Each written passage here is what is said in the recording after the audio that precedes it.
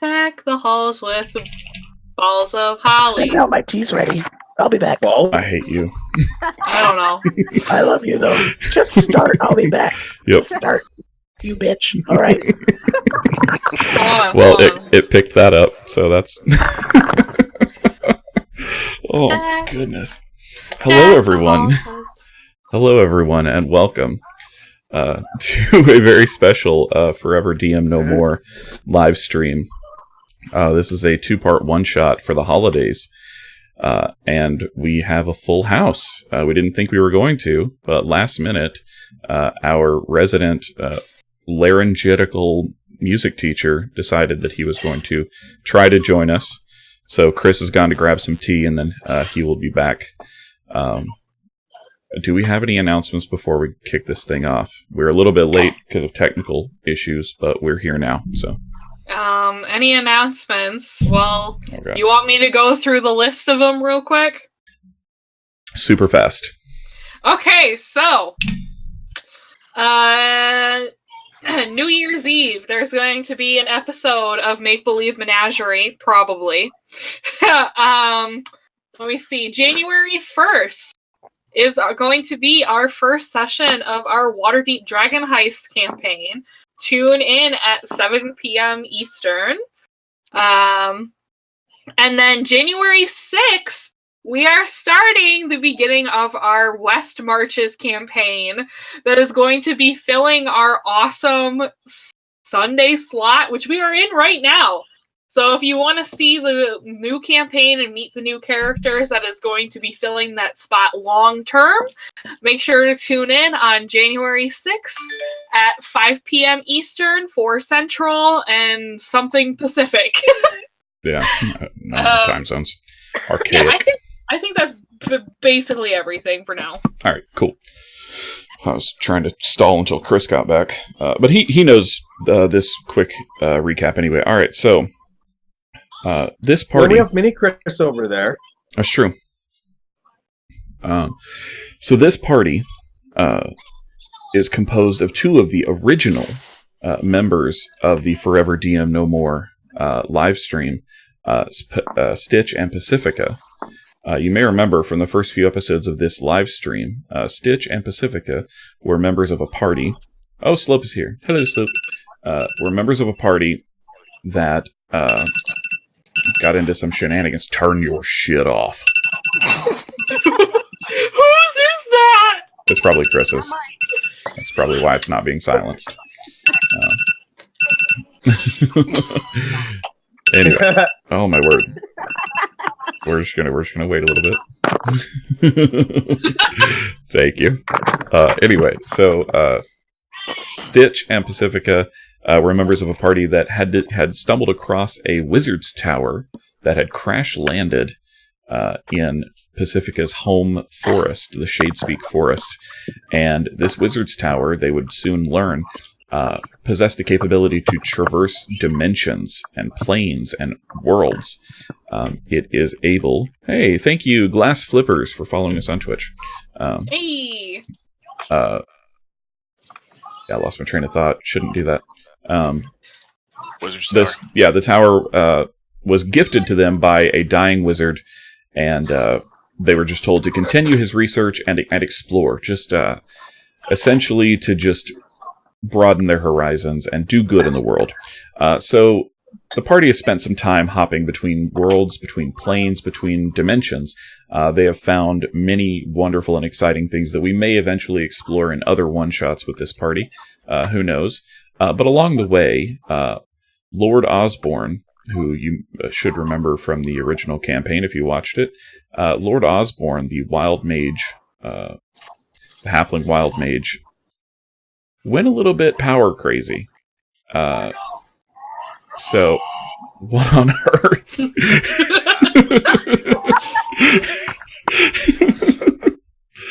Oh my goodness. So Ozzy went a little bit nuts and decided that he wanted to take the Wizard's Tower for himself. Ozzy is no longer with the party because he failed at his coup and disappeared somewhere into Undermountain in Waterdeep when the crew was there. Barakiel, the Aasimar Paladin, had decided to stay on a plane where deities walked as people do on this plane. So he decided that that was a good place for him to hang out for a while. And Yannick Richter, decided to take some of the vast wealth that had been given to the party and to roam the countryside, finding abandoned or dilapidated cemeteries and graveyards, and try to fix them up and appoint guardians for them, seeing as that how that is his, as a grave cleric, his holy calling. So the party was left with mostly just Stitch and Pacifica for a long time, operating the tower by themselves, which is difficult, but it does take at least 2 people to operate. Don't leave out Bjorn. Worlds. I was getting to Bjorn. If you remember, Pacifica has a very large doggo. His name is Bjorn. And I think we agreed, he's an Alaskan Malamute, and he is ginormous. Yes, big boy. Like Shetland pony size, yes. if I remember correctly. Yeah, he's fucking huge. He's fat. Yeah, he's he strong. big. He a big boy. Yes. He protect. He also attack. Strong. However, during your travels, at one point, Pacifica was shunted out due to a malfunction in the tower. Shunted out into an alternate dimension. I'm just trying to recap this real quick so this all makes sense to people. And met up with Rhys. Is that, I'm pronouncing that correctly? Yes, you are. Okay. Met up with Rhys in an alternate dimension, which you saw a little bit of if you watched Hannah's one-shot. And the two of them, we'll say hit it off. There's more to it than that, but the two of them ended up together, and Rhys decided to come back with Pacifica as not only Pacifica's significant other, but as a member of the party. In the intervening time, they also encountered Bucket, who's Chris's character. Bucket is a a Yonti? Lizard folk. Lizard folk, sorry. Not snake folk, lizard folk. Big difference. Bucket is a lizard folk. Yeah. Barbarian? Barbarian, thank you. Could not remember the word. I couldn't remember the word. I was thinking berserker for some reason. I was like, that's not right. Lizard folk barbarian who owes his life to Stitch thanks to some shenanigans that were gotten into. And so now he is following Stitch. Chris, if you're trying to talk to us, you're muted. Okay. Oh, okay. Hear me now. Yeah. I'm still not on the overlay. I need to figure that out. Oh, hold on. Let me deactivate and reactivate. Maybe it's I need to join the right campaign. Yes, you are. Am I in there? Are you on mine? Yeah, It's too soon. I see you. I Bucket, mean the. yeah. Oh wait, Yeah, I you're on the D&D D&D Beyond overlay. Yep, you're there. Huh? I see you. oh yeah, you have to arrow over. It's on the second page. Oh, see, mine. It's all good. Anyway. Okay. So we have I Bucket. guess I'm not that special to be on the front because I am Bucket.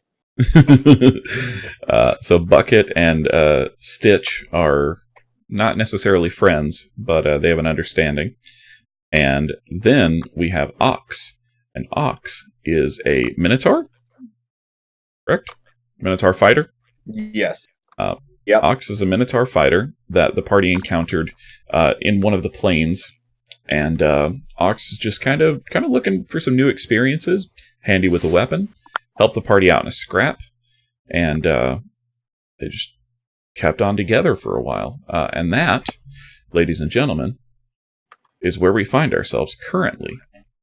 Stitch, in the time that you've been in this tower, you have been looking into the whole idea and the research that was left regarding automatons and Warforged,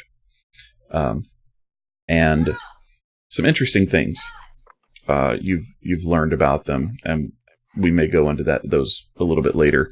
But the most notable thing that you've learned is that Warforged on the whole, are at least the ones that this particular gentleman, this wizard, was researching, don't have souls. They generally they might be sentient, but as a whole, they generally do not possess souls. And this is interesting, just in a more academic sense than anything else. But you've been researching and trying to find some more answers, and not really sure why this is super interesting to you, but it is. So, Bucket, you have been trapped in this tower with these meat sacks for 2 weeks without a break. You are starting to go a bit stir crazy. Where is the roughest wall? The roughest wall? Roughest wall. I must shed and hump. Well, that would be in your room, because all of the rooms, as you may remember, are tailor-made to the individual who occupies it. So you have your key. You can be in your room if you wish, humping and shedding to your heart's content. What do I have to hump? Oh my god! What would you like? That is not an animate object. It's a really scaly pillow. One of those sequin pillows? Yeah, the ones that Brian Foster keeps putting 69 in. Yep, those. Resembles a cheese grater. Exactly. It's a body pillow size. One of those sweet ones though, where like the sequins, like when you go one direction, show one thing, and when you go the other direction. Exactly. Nice. Those are exactly the kind. I would like a down feather pillow. Yeah. With geese feathers. Okay. Sure. Yeah, that's what you got. I death shake it. Mm-hmm. Feathers just fly. And then I hump. All right. Merry Christmas. Yeah. This is going to be a wonderful Christmas special. It's going to be great. I'm so excited. All right. Where can I find Stitch? That is a good question. Stitch, would you be in the library, or are you doing something else currently? You've been deep in research for probably the better part of a year, and you're starting to run out of resources within the tower. I'll probably just grab one of the most current books I'm reading, or I guess one of the last few books I haven't finished yet, and I'd probably be in my hammock bed that's in my room, just kind of chilling and reading. So Stitch is in his room. Yep. After I hump, I go looking for a Stitch. This voice makes it, man. I'm so happy. I love that you joined us. Yeah. All right. So you go off to find Stitch. He's not hard to find. He's in his room. But we'll come back to you guys. Okse. So you've been traveling with this party for a couple of months. They're weird. Especially the lizard guy. Yeah. But the good thing with the lizard guy is that often he will stand behind me. So if I need a miniature meat shield for my shins, I just take one giant step backwards and put my legs together. It's an understanding that we have. I act as his meat shield most of the time, but not all the time. All right. I'm currently like in the tower trying to be super I'm just waiting to get somewhere, and I'm trying really hard not to be impatient. So like I'm looking through books, but I'm just like leafing through them real quickly. Like I'm pretending like I'm a speed reader. Just like, oh yeah, that was a good one. What did it say on page 23? Oh, let me tell. All right. So just so you know, this wizard tower accommodates a plethora of desires and needs. And one of those is for warriors who wish to spar. It does provide not actual living entities, but there are like small automatons in the lower levels that you can fight against. So I can feel like I'm in my favorite gladiator battle. Exactly. Only this time I'm actually victorious rather than nearly victorious. One of the automatons is named Maximus Decimus Meridius. And every time that you face it, it swears to have its vengeance in this life or the next. Nice. It never gets it. No, not as long as I have horns upon my head and a ring upon my nose. Yep. So you are so you are currently duking it out. I'm just with, gonna constantly like gore automatons to the wall and like, but I'm not gonna drop them when they stop twitching. I'm gonna constantly like throw my head back as if I had like long fabulous locks and just like try to fling them across the room. All right. So you're practicing your horn flinging.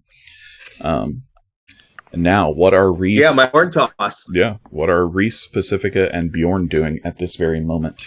You know who came with Pacifica's Oh yeah, partner? yeah. I'm so sorry. Yeah, His dog. yeah. What is this dog's name? Tell everyone. Ice. Ice. He is a white Tibetan Mastiff. Nice. Now, do he and Bjorn get along? Ooh. Hmm? So, I can tell you that Bjorn would have, when Pacifica came back, and he got Pacifica back, it had only been, in at least the Towers timeline, about 6 weeks. To Pacifica, it had been a year. Right. So being reunited with Bjorn, it was like an immediate connection. Yeah. And Bjorn ended up, as we know, Bjorn's canine character is that of a honorable soldier. And he would have welcomed Ice and appreciated Ice for looking after his Pacifica. Yep. But, like, once they were back together, Bjorn's like, my spot is next to the woman. Yeah. Your spot is next to the man you came with. And would have resumed his role of taking care of Pacifica. But I feel like the dogs would have been able to become fast companions, have an appreciation and understanding for each other.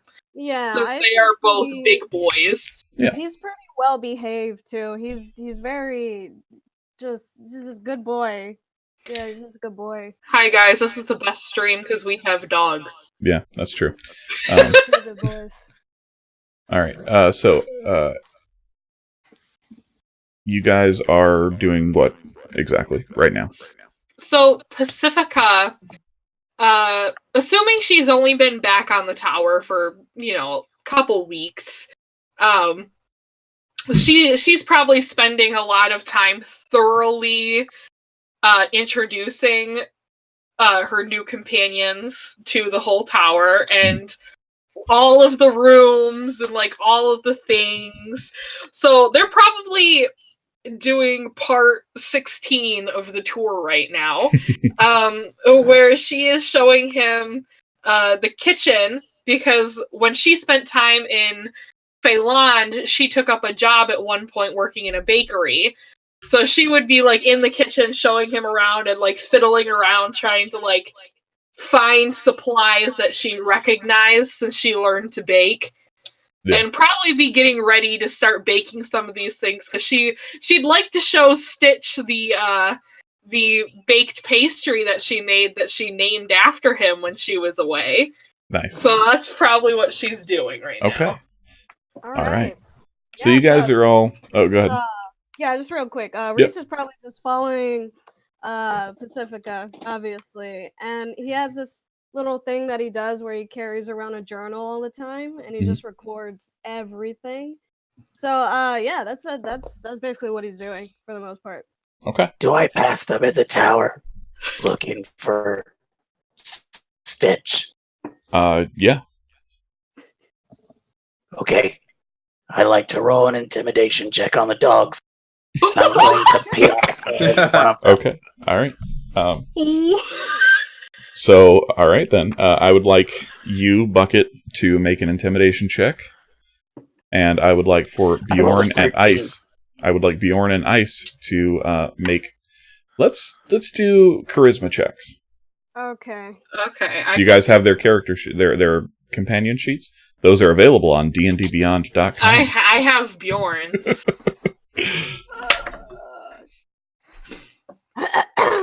Okay, so Bjorn rolled a 19 minus 2. Bjorn is unfazed. 17.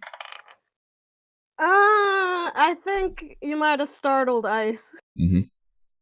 Yep. What was it? That's a really low. That's a 10. Okay, I was gonna say you have to tell me if it's a natural 1 or a natural 20 because we have animations now. Oh yeah. You're right. With sound. So Bjorn with a 17, I can tell you, he probably like sees this lizard and like immediately starts growling and like puffs out his big dog chest and like instinctively gets between everybody and the lizard. Like, right. His whole back is just puffed. Yeah. His tail is puffed, and his ears are straight up, and he's just like glaring. Yeah. So Bucket, you have two very large dogs. One that is in a defensive stance and is growling at you, and one that is not cowering necessarily, but is definitely hiding a little bit, and kind of in a standoff. And you all, as this is happening, Stitch in your room, Okse down in the training room, and the three of you and the dogs standing in kind of the common area where the walls are just adorned with doors, feel the tower suddenly just lurch. And it's very jarring, because it doesn't normally move like that. Pacifica, you would recognize this feeling in a way. It is very similar to the feeling that occurred right before you were shunted out of the tower through a portal that opened up. But no portal opens up. The tower lurches to one side, and you all kind of look around, get your bearings, and then do you have a destination in mind currently? It is approaching the time for the winter festival in the land of Telaris. So are you headed back there? Absolutely. We've been on this thing for, 2 weeks now, you said? You've been on a straight journey for 2 weeks. Yeah, I'm ready for some decent food. Okay. Yeah, Pacifica would want to head back home, too. So, if you kind of approach there are little, like, portholes that you can look out of. And normally when you're traveling, it's just like a miasma of just colors and shapes that just blur by. Think of kind of like the TARDIS in Doctor Who, which is what this tower is based off of, because I rip things off. But you see, for a brief moment, kind of the outline of the coast of Telaris, and it looks like home, and then the tower lurches again. And it's like the entire tower is just kind of being pulled through a tunnel backwards away from it. And you watch as it fades into the distance, and you can feel the tower just attempting to resist whatever is pulling it, but being unable to.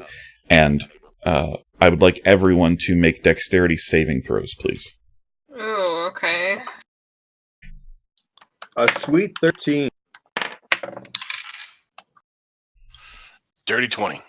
Nice. Bjorn is 10, Pacifica is 16. Okay. Rhys got a 7. What number is that? All right, nice. Ice got a 19. Oh, nice. Yeah. Bucket? 18. Okay.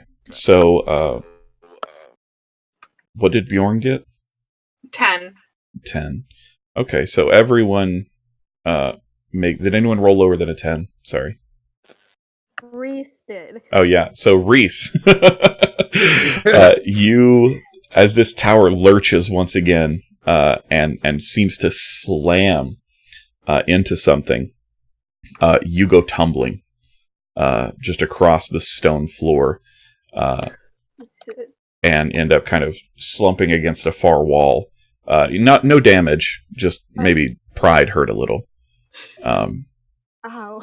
But you all can feel the tower kind of leaning to one side, which is weird because normally whatever orientation the tower is in, it feels upright. But at this point, it feels like it's leaning. And you can see all around the inside of the tower, the runes that normally alight the sides of the tower when it is traveling are starting to fade and go dim. You can see all of the doors, the magical doors, are beginning to fade and become stonework. And is anyone doing anything at this time? I'm assuming I'm still in my room. Yeah. I'm going to grab that book I was reading and dive out because I'm assuming. Yeah, I was going to say you can see your door starting to turn to stone. Yeah, I'm bailing out the room. Okay. Anyone else? I don't know if Okse is smart enough to figure this one out. I mean, he's not super stupid, but he's not super smart either. I'm in the midst of combat, but I know that I'm going to win because I just keep winning. So I'm going to get out of this room and see if anyone else is like frantically doing anything. And if I don't see any sort of frantic action, I'm just going to like, cool. Okay. So, all right, so you burst out of a door that is rapidly turning to stone as well. Any door that isn't materially part of the tower is beginning to turn to stone. Any door that would be magical in nature. Okay. All right. Would that be like the front door out of this thing? The front door is technically still a door. So, like, it could still be operated manually. So Pacifica is probably, with the dogs, very carefully navigating the weird angle they're on to get down to where Rhys tumbled and to make it's just sure across he's the room. okay. Yep. You can. The slant isn't like extreme. It's not like a 90-degree angle or anything. It's probably closer to like 30 degrees or so. Just kind of tilting. Still awkward footing, yeah, especially for someone in heels. Is Pacifica in heels? Or is Bjorn in heels? Pacifica is in heels. Bjorn has little sled dog booty. Oh, that's adorable. That's adorable. No, I'm not judging. Are they red with white fur trim? Please say yes. Yes. Yes. And his little service dog vest is also red with white trim. Nice. So he's on theme. Okay. So you can, as you approach, you can see that the ever-burning torches they're not going out, but they are definitely starting to fade slightly. It seems like, as you look around, anything that is magical in this tower is starting to lose its power. So, as she's helping Rhys up, she probably is, like, looking over her shoulder, like, scanning to try to spot where Stitch is, because Stitch spent some time alone on this tower, so she assumes he knows better. As you do that, you see a mangy black tabaxi. Stitch is his fur is black, correct? I thought it was gray. Oh, is it gray? Gray tabby. Okay, sorry. Gray tabby. Sorry, it's been a while. No worries. So you see a gray, mangy tabaxi kind of pop out of a door, and as the door swings shut, it locks into place, and then the whole wall, the carving of a door is still there, but the door itself has become part of the stone wall of the tower. And it just, like, the tower is normally crackling almost, like just a static charge to it with all of the magic that is imbued within it. And it's just lifeless, almost. But you see Stitch kind of tumble out holding a book. Stitch, do you have any idea what's going on right now? No, I don't. As a side note, though, above game, spending all the time I did on this thing, what I know is there like an engine, so to speak? There is. there is a series of crystals and runes up on the very top of the tower that are magical in nature. The runes provide, it's almost like a perpetual motion engine, in that the runes provide magical energy and the crystals provide magical energy, and it's kind of an equal exchange. In your research, you would have gathered that eventually those crystals will have to be replaced, but they should be good for like the next few millennia. It's not a rapid draw by any means. So it's like a nuclear reactor type thing. Yeah, pretty much. Yeah. Is there any way to make it to the top with this thing being at its current angle, leaning or at its current angle? Yeah, you would be able to make it pretty easily. I'd like to go check them out just to kind of, Yeah. make sure it's plugged in first before we go further investigate. So as you climb up the stairs, again, being very familiar with the tower, and you did have to operate this thing on your own, which is quite difficult to do. So you are very familiar with the tower. You climb up to the top, and so as you get to the very top, you open the door, and it's a small room, smaller than it normally is. Actually, normally every room in this tower is, again, a bit like the TARDIS in that it's bigger on the inside. This room is normally probably a good 20 feet around, 20 feet in diameter. Right now, it's probably closer to 5. Oh, and it's almost entirely taken up by this ring of crystals that are kind of embedded into the stonework at equal increments around in a perfect circle. And then there are lines of runes traced in a 5-pointed star, all inside of this circle of crystals. And all of the runes that are normally glowing and bright and vibrant are dull. There is no light coming from them. Is there any indication of what possibly could have, drained it? I would say make an Arcana check. The rest of you, as Stitch is upstairs, Okse kind of burst out of the training room door. What? That's a nat 20. Oh, hold on. We get to play it for the first time. Success. Wait, let me bring it up. I need to see it. Oh, it already went. Did it go? Yeah, I see it. Oh, do it again. Just because. Yeah. I'm so proud of those. They're so stupid, but I love them. I love them so much.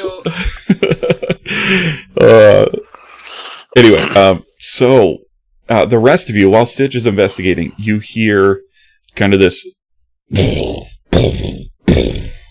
on the door to the tower.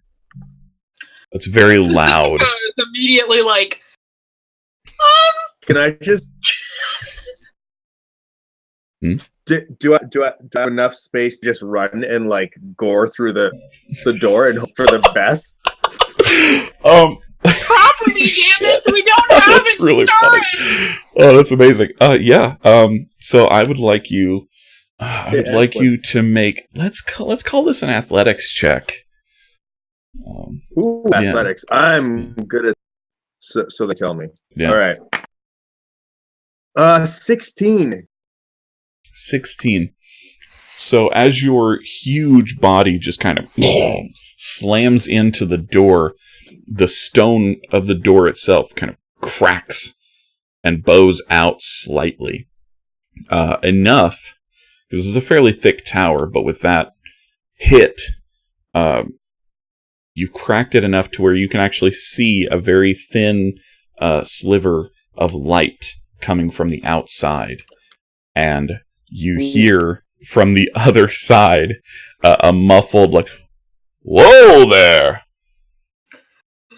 Stitch, from your natural 20 on Arcana, not many things could drain the tower. However, when you've been world hopping and dimension hopping, whenever you encounter a world that is exclusively powered by one source of energy, based on the abundance of that energy, like if there is no actual like magic as you know it, if there's no arcane source of power, then the tower finds it difficult to draw upon whatever is native to that plane. So when you visited what we would know as modern-day Earth, you would need a different source of energy than pure magic. So essentially, we ran out of gas. Basically, yeah. Now, like, all different types of energy can be funneled into the crystals. It just requires a readjustment based on what type of energy it is. This is something that you would have picked up like, through your travels and through your reading of literally every book in this damn tower. So you know why you're stopped. And if you kind of glance as you make your way back downstairs at the navigation center, which is kind of a triangulation. You've seen Mordenkainen's now I can't remember what it's called. The device that he uses with all the like spinning parts. Yeah. Like they're sort of that kind of contraption that you've been able to use, and it helps you triangulate your position. You have landed in somewhere that the two previous mages who own this tower never visited. There is no name listed. But it is parallel to a world known as Earth. It runs parallel to it. So very, to very me, strange. do I know what parallel means? As far as I mean, I know what it means, but I mean, does Stitch would he? Yeah, there's some bleed over between the two worlds. Like elements of Earth influence this plane, and elements of this plane influence Earth. So you're in a parallel plane to Earth, and the rest of you, as you're downstairs, and Stitch is kind of hopping down to join you, I assume, unless you want to continue perusing. So just the only quick question I have: what would be the location on Earth? It's like we're on the parallel spot. Where would the correlated spot be on Earth? Take 3 guesses, Jeremy. The North Pole. Oh, freaking scared. It is the northernmost portion of the planet Earth. This plane runs almost directly parallel to that location. God damn. Should have known you were smart enough to ask that. So the rest of you, as you're looking out, you see, like through the crack, you see some movement shifting back and forth, and you hear the voice again. Hello? Hello? Hello. Hi there. Who are you? Too loud. Go play in the living room. My name is Sam. Bjorn Were is you the just one on shaking our guard. tower? Probably. Sorry about that. We didn't intend for you to crash here. The signal was supposed to be friendly. We? Who else is with you? Well, honestly, it would probably be better if I showed you. And as he's saying this, you guys see like this little bit of ice begin to kind of wrap around the inside of the crack in the door and begin like to form almost fingers and slowly pull the ruined stone away from the doorway. No! It is rude to let yourself in. Oh, I'm sorry. I'm not used to customs. Sorry, I'll put it back. And the fingers kind of put it back. I'm going to grab Bucket by the shoulder. Look, we have guests. No humping. So Pacifica, why not? They smell of fresh meat, and I am goes hungry. and weasels past Ox, and she's like, "Excuse me, Ox, I'm going to open the door. If they're scary, you can kill them." No, I'm going to actually open the door, not crack the door. Okay, have it your way. And she starts to like push the stone door open to see Okay. what is on the outside. Bjorn is like in between her legs, so. All right, so we'll say that between you, Bjorn, and Okse, you're able to push this massive stone slab out of the way, and as you do so, like the icy fingers that were grasping onto it kind of recede out of like polite deference, and as the stone slab is moved, and then it kind of falls to the snow outside. And as this is moved, you can see that out in front of you is a vast tundra that is almost perfectly flat of snow. It is just snow as far as the eye can see. Oh my goodness. It is, as soon as that slab is gone, it is bitterly cold. You all do have, we will say for this, you do have winter gear. You can choose whether or not to equip it. That is up to you. That's gonna happen. So if you tell me specifically that you don't have winter gear, there will be disadvantages later. But for now, we'll assume that everyone at least has their winter gear. It is bitterly cold, and as soon as the doorway falls, you see this spherical face kind of poke around the side of the other half of the stone door, and it's a shape of face you've never quite seen before. It's almost two-dimensional, but there's a little bit more depth to it. It's very strange, and the eyes are just these small black pieces of what looks like coal or obsidian. The nose is a very thin, long, drooping, conical shape, almost like a carrot. And the mouth is a series of this wide grin of these obsidian stones, kind of set in the shape of a mouth. And as it opens its mouth, you can see there are no teeth. It's just more snow, because that is what it seems to be made of. Is snow. It wears a green bowler hat.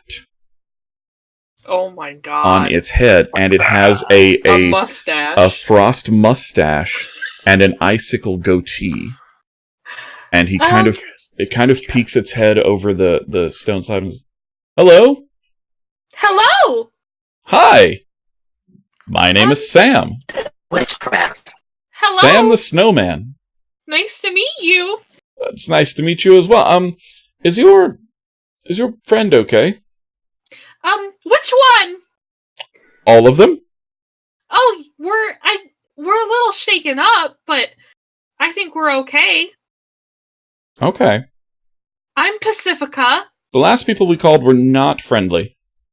Oh, well, we're... What do you mean, caught? I said called. Did not say caught. Want to clarify. We're...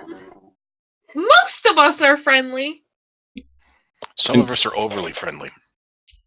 Excuse me. Okay. Some of us are neutral until we need to be friendly or... I'm friendly, and you're talking to me right now, so...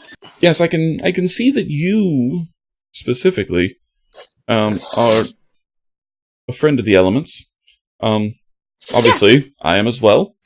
And, I could have opened the door for you. Oh, no! I was just trying to be polite. Oh, it's alright. It's, respecting personal space. Yes, that is true. That is a thing amongst humanoids I have discovered. Yes. Bit bizarre to me, honestly, because I was created by people invading my personal space. However, I'm sorry. That is neither here nor there. Welcome to I would like to roll a survival check. What? For what? He's a lizard. I want to smell if this thing has blood. If this thing has what? Has blood? I want to sniff it. Okay. I want to sniff it so bad.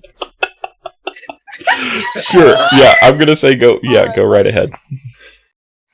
How about? That's 12. You kind Well, of get down and sniff around this Bucket, strange personal spherical space. thing. Oh no, I don't mind. It does not seem to have blood. Snitch grabs his spray bottle that he carries It on him. smells now, cold. at Bucket. Stitch. This is not living. May I Oh, kill that's our rude.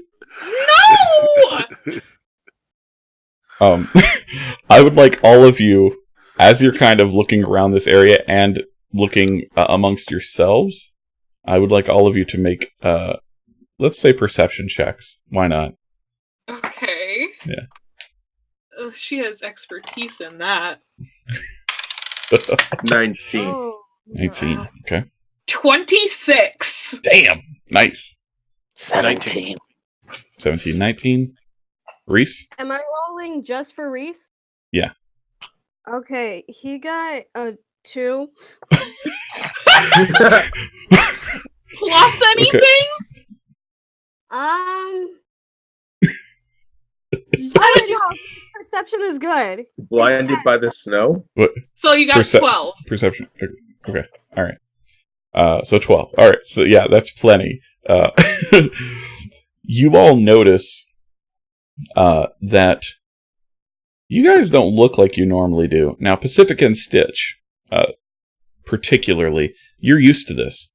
Every world that you go to, if it is extremely different than the one you're used to, sometimes your appearance will change. However, never have you been somewhere where your appearance is as radically altered as this. You, much like the entity that you're conversing with, are not quite two-dimensional. There's slightly more depth. The colors of your garb are more vibrant. And there's almost not quite a jerky motion to your movements, but it's like there's a millisecond, no, not even a millisecond, like what's smaller than a millisecond, whatever, nanoseconds worth of delay, like not enough to be detrimental, but just enough to notice, to where there's just a little stutter to your movements, and everyone is moving like this. It doesn't appear to be anything detrimental. It just appears to be a quality of this place. And Sam, the snowman, as he introduced himself, says, "Welcome! Welcome to the land of Rankibass." Oh. Well, thank you for welcoming us. Where exactly are we? Oh, you're in the North Pole. Santa's North- workshop is right over there, and he kind of points in a northern direction from you. Santa? Yes, Santa Claus. Sorry, I keep forgetting you're not from around here, although I don't know how I could forget. Your transportation, I assume, is directly in front of me. And I did call you here, me and some others. Yes, Santa Claus is the... How would I put this? He is our leader. He is. He and his wife, Mrs. Claus. Okay. They are our leaders. Not quite like a king and queen, but close. Okay. They take care of us. They oversee this land and its denizens, including me. I was actually handmade by Santa Claus himself years and years ago, and I have become the protector of this particular area that you see before you. And again, as you look out, it doesn't look like this is any territory of note. It's just snow, but he seems very proud. Wait. Well, it's beautiful. You crash our ship and then welcome us? Yes, I didn't mean to crash your ship. I didn't know it would crash, and I did try to provide a soft landing once I realized what was happening. And if you look to the tower behind you, you can see that there is like a snowbank that is almost perfectly dome-like, and it is soft, powdery snow, unlike what you're standing on, which is like hard-packed, icy snow. Well, if you called us here, why? Why did you call us here? Oh, yes, that's right. There is a purpose. Sorry, I get a bit scatterbrained at times. Oh, no, it's fine. It's a product of being comprised of millions and millions of entities. It is Oh, not no, it's fine. fine. It's fine! It is not Well, fine. Don't listen to him. He's a bit It odd. is not fine. He looks like he wants to eat I me. agree with you. He doesn't even know what the word fine means. Not eat. Mm. That's on a good day. Fine. Fine. Oh my god. Means let's live.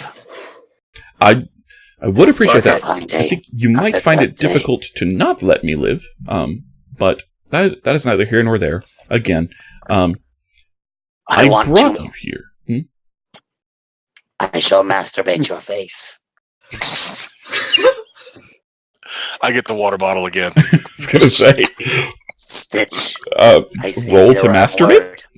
To masturbate. To chew. No, Wait, does the water even spray though, or is it freezing on contact? That's a good Is point. it just like an icy mist? Hold on. All right, I'm gonna roll. I'm gonna roll for it.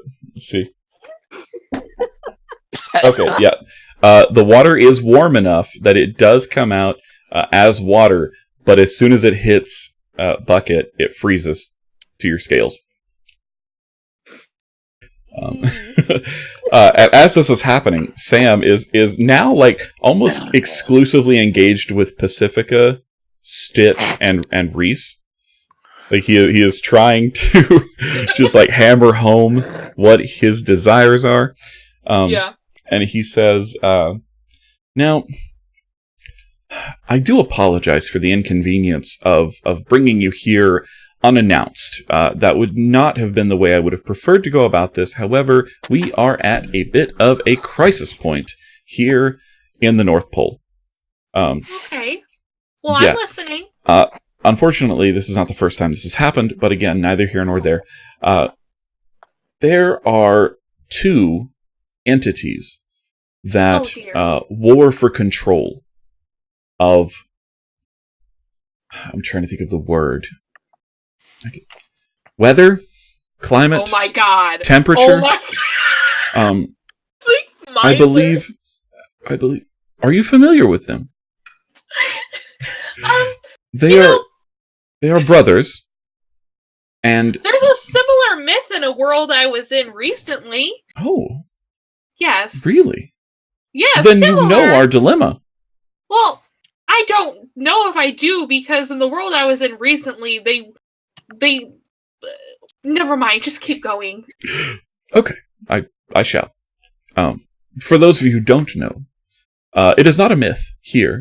For as long as there has been a Santa Claus and a Sam the Snowman, there have been these two brothers, the Miser brothers, Heat Miser and Snow Miser. They live on opposite ends of the North Pole, and they hate each other. No one really knows why, but they cannot get along. So, we will side with the stronger one. No, Kill the Bucket! weaker. That is an option. However, they are relatively equal in strength. One is always stronger. No. Whether it be of mind or of heart. Oh my god. This is why I do not eat the cow. Okay, Speaks the truth. Sam, just keep talking and don't say them anymore. Oh my god, that was really funny. So here in the North Pole, in the land of Rankibass, we usually attempt to settle our differences peacefully through song, dance, the occasional stage performance. Oh, I can get behind this. However, This is stupid. Bucket! Is this stage an arena? In this particular case, I do not think that our normal methods will work. Oh dear. As I said, this crisis has happened once before, and the group of adventurers that came got these brothers' mother involved. Ooh. And she was able to negotiate a truce between the two. However, Mother Nature, as she was called, she's not actually Mother Nature, but that is what they called her, a being of immense power. She has sadly passed on. Aw, And ever since her demise, the Miser brothers, have been warring with one another to the detriment of all, especially us here in the North Pole. Now, I see that your tower is limp. Yeah. That happens sometimes. At my age. God damn it, you beat me to it. I believe that I can help with that, but now Slope said she was just a really good druid. Yeah, that's right. I believe that I can help get your tower up and running once again so that you can leave this place hopefully better than you found it. All I ask in return is that either you attempt to negotiate a new agreement between the brothers, or, and don't tell Santa I told you this, eliminate both of them. What's it worth to you for us not to tell Santa that you just asked us to eliminate both of them if necessary? In both Heat Miser and Snow Miser's castles, the walls are inlaid with enormous gemstones. Massive. Okay, so I could have figured that on my own by going to their spots. What is in it for us from you? I can help you transport these gemstones. I can help you get them from their lair to your tower. Instantly. Oh my gosh. So we're gonna steal the gemstones? You should have said this We're at going to before smash the beginning, walls, smash the when I did people, not think you were a and wink get the scam hell out of of shit. No, we should negotiate. It's not stealing if they're dead. What? No, it's just No! repossessing. That's fair. Where's Barakiel when I meet him? Hey, Bucket, the bodies are yours. No! Give them what you want in the room. I will say that if you decide to negotiate with the brothers, you will need to have a way to magically bind them to their word, because as soon as you leave, they will break it. So what's the if we eliminate them? Is there a bonus to us eliminating them? I mean, does that make it more peaceful here? Does that upset for the balance? North Pole? The balance is completely restored. What about the rest of the world? Honestly, I don't know. I don't get out much. Well, then I don't think that's the right option. It's up to you. See? Told you, Pacifica. No negotiation, just murder. No! That would only fix the immediate problem in this location. What about the rest of I only the care world? about immediate problems. My immediate problem is that I'm cold, and I don't look like myself, and I don't know where the fuck my horns are, and I want our ship to go, and I want out. Easiest way to do that is kill these brothers. Well, as far as I know, Stitch and I are the only ones on the contract for this tower. That is true. None of the rest of you have been added to the You know what? the deed. That's fine. I'll eat your brain too. Bjorn just starts growling at that. So I'll look at Pacifica and I'll say, all right, so let's try the negotiation route first. And if it ends badly, then the Bucket gets to eat. And I'm okay with that Yes.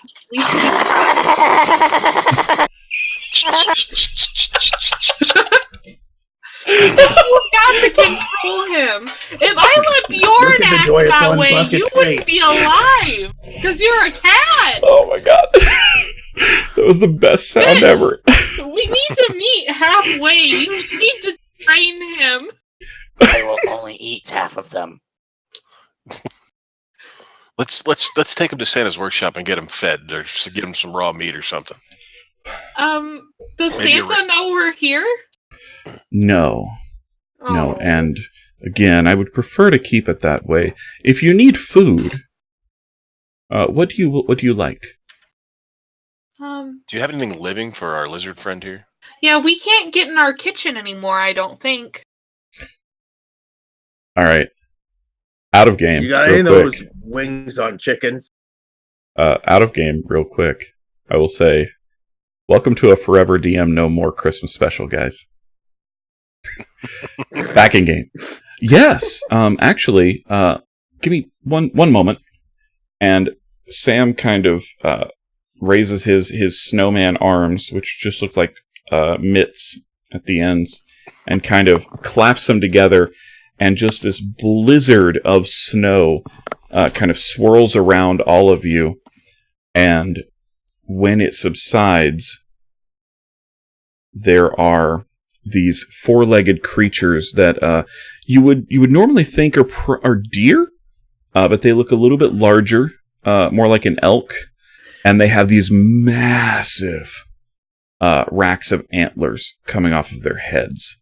All right, so we're all and now. Sam looks at Bucket and says, "These are the reject reindeer. They can't fly, and they're really dumb. Have at, my friend." Pacifica walks away. She goes to go put her cold. Sam is a cold clothes motherfucker on. in my canon. Pacifica goes to put her winter garb on. All right. You do so. What are you doing, Bucket? I gotta get my winter garb now. Bucket, what are you doing? So wrong. Are you eating it, or are That's you what I'm doing something wondering. else? Yeah. Because it sounds like it could be either. I don't think Chris knows. Both at the same time. Yeah, it's obscene. Sam doesn't break eye contact. He is cold With who? with you. Like, he doesn't look away. That's creepy. He's cold. After There. killing a reindeer, Is that I what these lift are? the leg Mhm. and pee in front of Sam. Oh my god! And I That do does it. cause him to, like, oh, we don't like that. And he turns away. Yes. No yellow snow. Yeah, no. So, Wow. once Bucket is have- full for the time being. I have game. This is that is how you say fool, yes. Yeah, sure. You say fool. Mark, welcome to the stream. Pacifica. When you have a stomach that has too much, it is called coming, yes. No! It's called being full. What is coming? Oh no. Do you know what A coming is? storm. Bucket. You know when you masturbate, as you say? When I chew, yes. Yes. I think you mean masticate. Fluid that is ejected. That is coming. According to humans. Pacifica Oh my goes God. and takes Rhys's long hair In parts in my- it and in puts my it over family- her ears.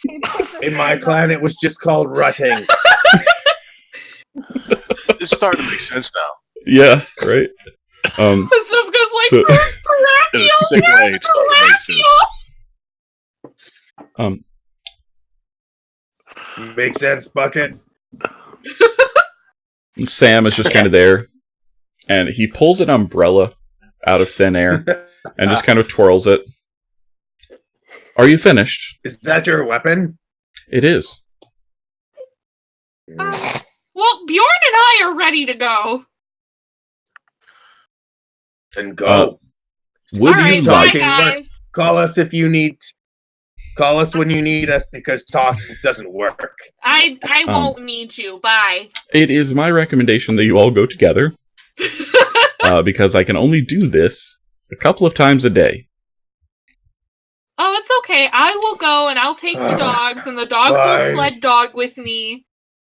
I'll go. She drives the ship, and I need off the ship, but some are not here, so I must protect her. Okay, very well. Would you like to visit the snow miser or the heat miser first?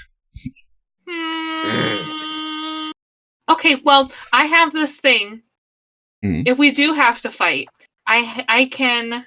Ooh, I have plans. Heat miser. Heat miser it is.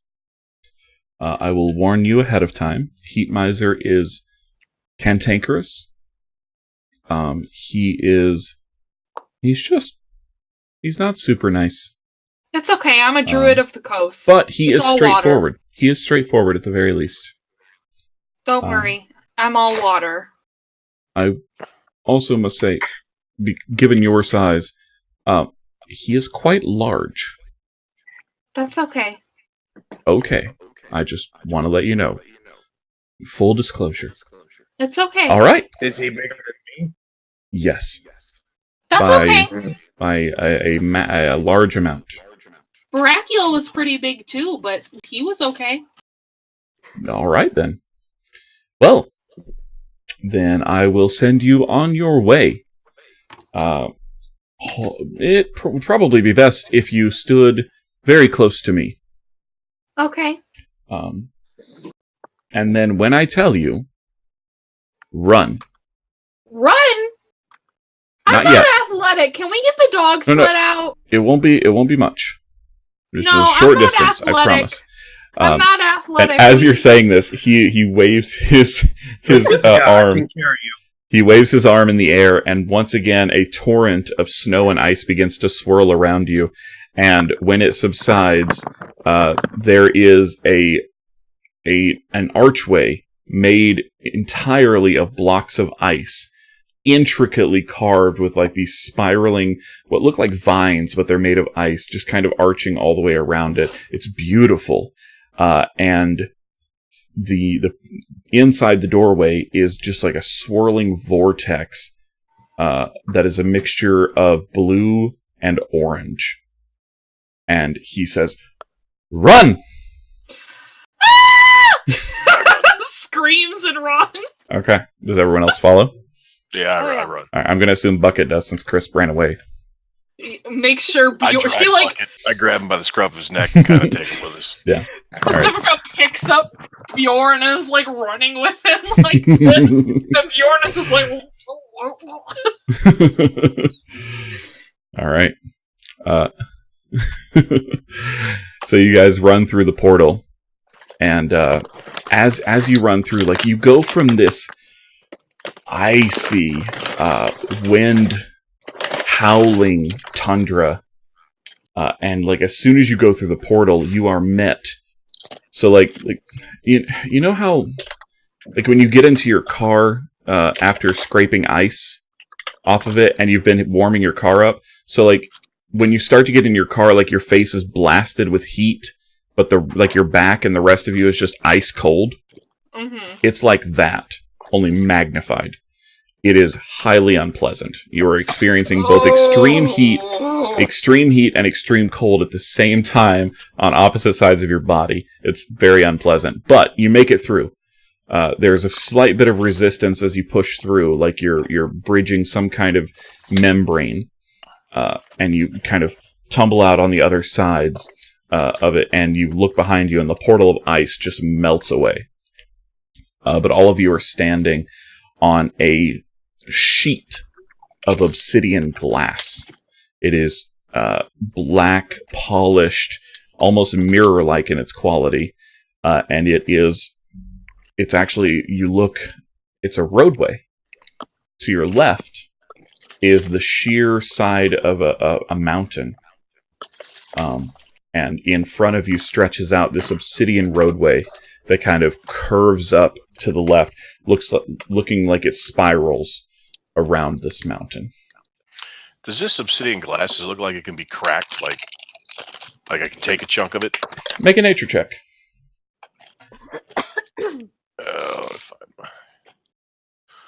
Nature, is that even a thing for me? Where is it? There it is. It's on the sheet. It's a thing. That's a 15. 15. You think that, yeah, you could safely take probably a good 2 or 3 inch chunk out of this and it would still be solid. Like dagger length? Probably. I'm going to take a chunk of this. All right. So you take out your daggers and begin like just carving away at it. It takes a few minutes, and the rest of you are kind of hanging out unless you're doing something else while Stitch is just like ching, ching, ching, ching. Pacifica is trying to Where's our tower? determine where the hell they're supposed to go. The tower is Follow nowhere Yellow in Bird sight. But you can see that this road kind of stretches up and up, and as you look kind of if you look to the right, off the side of the path, you see clouds below you. And in that instance, you realize how high up you actually are. Well, You are standing on the side of a mountain, essentially. I think we're supposed to keep going up. That would seem to be the case. Let's do this thing. Alright, so Stitch, you get your hunk of obsidian, and the rest of you begin making your way up. I would like a marching order, please. I don't need, like, everyone, I just need who's in the front, who's in the rear. I'll take up the rear. I assume we put the Minotaur in the front. Yeah. Ox, are you comfortable with that? Otherwise, Pacifica's sending well, Bjorn just wait. ahead. Who's in front of me? Well, they're I'm trying to at the put back. you in front. No. Pacifica wants to talk. She leads. We'll stand right behind her and protect. But Fine, I'll want go to kill. first. All right. So your unasked for bodyguard is standing directly behind you. So Pacifica, you lead the charge up, Yes. and up, and up, and the heat is not quite unbearable, but it is close. It is stiflingly hot, and you would know that normally the higher you climb up a mountain, the colder it gets. That is not the case with this mountain. Perhaps this is a volcano. Would you like to make a nature check? Yes, she would. Have at. Alright, bitch, let's go. I'll say with advantage. Ooh, sweet.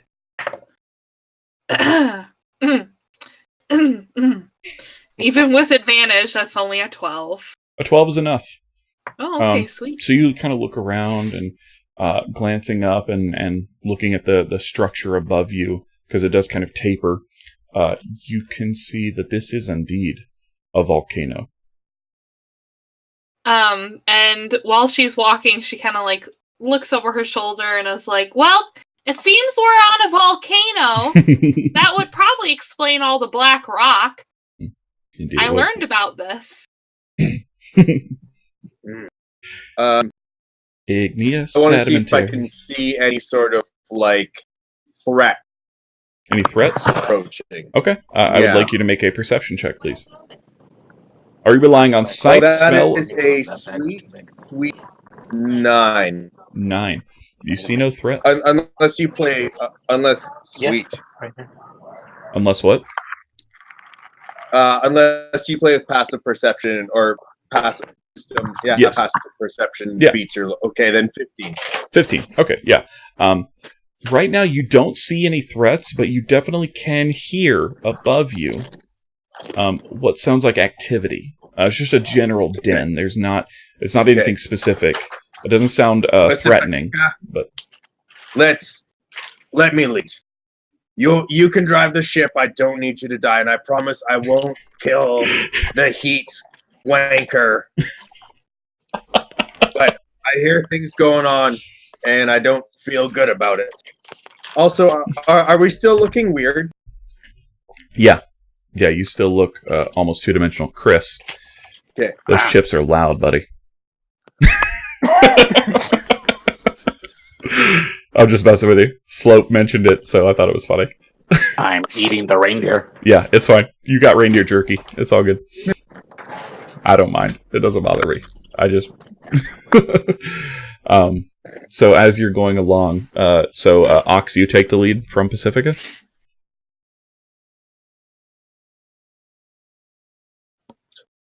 Yes. Sorry. Okay. Yeah. That's all good. It's all good. But yes, right. I will take the lead. God damn it, Slope. I gotta turn chat off. Slope is making me laugh.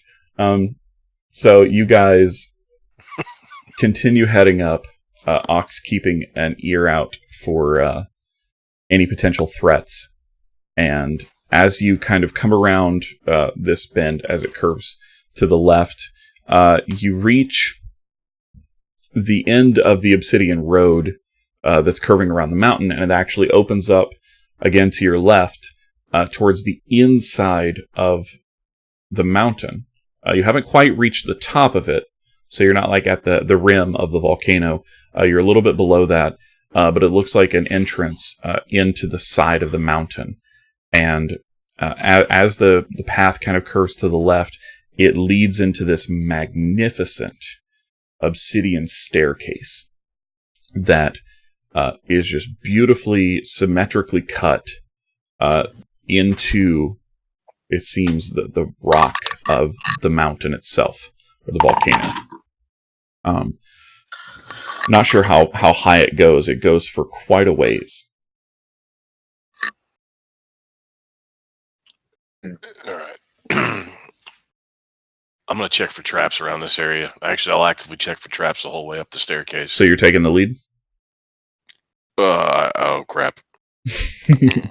Because you're in the rear right now. So if you see a trap, it's too late for everybody else.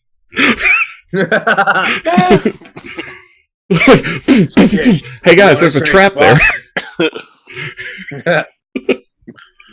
I guess I'm good. We'll leave the Minotaur up front. Okay.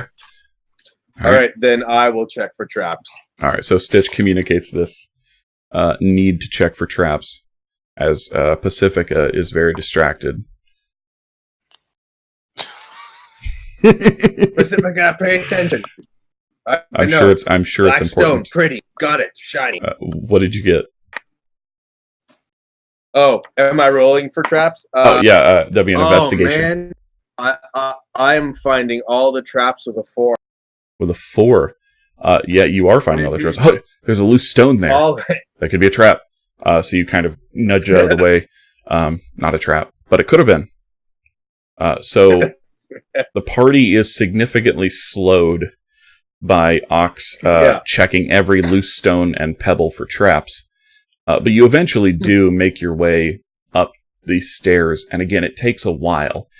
So I would like everyone to make a Constitution saving throw, if you don't mind. Oh, I'm good at these. I will tell you why. No, I'm not. That is a critical fail. Oh boy, we got it. We got to think for that. Failure. Oh yeah. Critical failure. Love it. All right. I got a dirty 20. Nice. Nicely done. 19. Okay. Rhys? Rhys got a 7. Oh my god. Those Kraken dice are not doing it for you. I guess not. And am I for ice too? Yeah, roll for the dogs as well. Or, well, All when right. Hannah gets back, we'll have her roll. The dog got a nat 20. Oh! Whoa. Success. All right. Good job, Ice. Yeah. All right. I got to use both of them in like 30 seconds. I'm super happy. So we'll wait for Hannah to get back to tell us if Pacifica and Bjorn made that save. It was not a high DC yet. So did anyone get below a 10? Was it lower than 1? No, unfortunately. So Rhys and Okse, you both have a point of exhaustion from the intense heat that this is giving off. And you look down as you're climbing these steps and you see why it's so damn hot. You are literally standing over a pool of lava. Like this staircase extends out over a pool of lava. Pacifica, could you and Bjorn please make Constitution saving throws, please? Damn it, I almost took something that was going to let me walk on lava. I'm like, how often are you going to come across that? Pacifica's 15. Okay. Bjorn is a 19. Okay, so you're both fine. It's hot, but you're used to stuff like this. Told you guys it was a volcano. However, Rhys and Okse both have a point of exhaustion, so that means you have disadvantage on ability checks in the future until you take a long rest or you take a potion or something that eliminates a point of exhaustion. They do exist. I'm 100% sure with the way Rhys has been rolling that's really not going to have a whole lot of impact. Can Pacifica do something or to Okse help? for that matter. Can Pacifica do something to help Rhys by using her create or destroy water to try to hydrate him? I would say you could help both of them. If you want to burn the spell slot to do that, sure. Oh yeah, Pacifica's a good person. She is. So both of them will have to act quickly because, again, you are above a giant pool of lava. So it will evaporate very quickly, but you can continually, feed them water, essentially. Oh so, yeah, never mind. She do not have a point of exhaustion. She stops them both and gives them both the water quickly. All right. Good thinking. Hannah, you now have a point of inspiration. The way we use inspiration here is that you can re-roll a d20 roll at any point until the end of the session. So keep that in mind. You have a free re-roll for that creative use of create or destroy water. All right. Pacifica was originally just trying to look out for her boyfriend, but I guess the cow counts too. Yeah. Thanks, Pacifica. You're welcome. All right. So you guys continue along. Wanker. You guys continue along. Okse leading the way, and eventually the stairs do end. It's hard to tell how long you've traveled in this strange world, but you come to a very ornate, very large castle built into the side of this mountain. It actually, so how it looks is you climb the staircase and then there's an archway carved into the mountain where the lava is actually diverted off to the sides. Mm-hmm. And in the center of this lava waterfall that's being kind of carefully and beautifully shunted off to the sides, you see this obsidian black castle with these jagged spires kind of curling up into the cavern that has been created. Ooh. And behind it, you can see open sky. So it is the archway is carved all the way through the mountain. So the lava bubbles up on and then is kind of sloughed off the sides. It's beautiful and massive. The doorway that you come to looks like a drawbridge, and it is probably a good 35 feet high and about 20 feet wide. And on each side of it is a humanoid-looking creature, but very large. One might say giant. And these individuals both have beards that are made of fire, and their hair is spiky. One is in almost a fade, but it goes up into really tall spikes, and it's also made of fire. And the other has a fire mohawk. And they're flanking the door or the bridge, and there is a cavern or a chasm between where the path ends and where the castle proper begins that you figure is probably where this drawbridge actually comes into play. And as you approach, one of the fire giants kind of steps forward and raises his giant hand. Halt! Pacifica waves hello. And that's where we'll take our break. Awesome. All right. So you guys have made it to Heat Miser's lair. Congratulations. Thank you guys so much for watching. We're going to take a quick bio and food break. We shall return when the dog stops barking. No, we will return within 10 to 15 minutes. Yes. We hope you guys stick around for the rest of this. This is a 2-part one-shot. So depending on where they make it tonight, we may continue this story or we may pick up with a new one next week. So stick around for the exciting conclusion of their adventures in the land of Rankibass. I have been looking forward to this for a long time, so I'm so excited we get to actually do it. So yeah, stick around. We're going to put up the countdown screen, and we will return to you shortly. So see you in a bit. Awesome.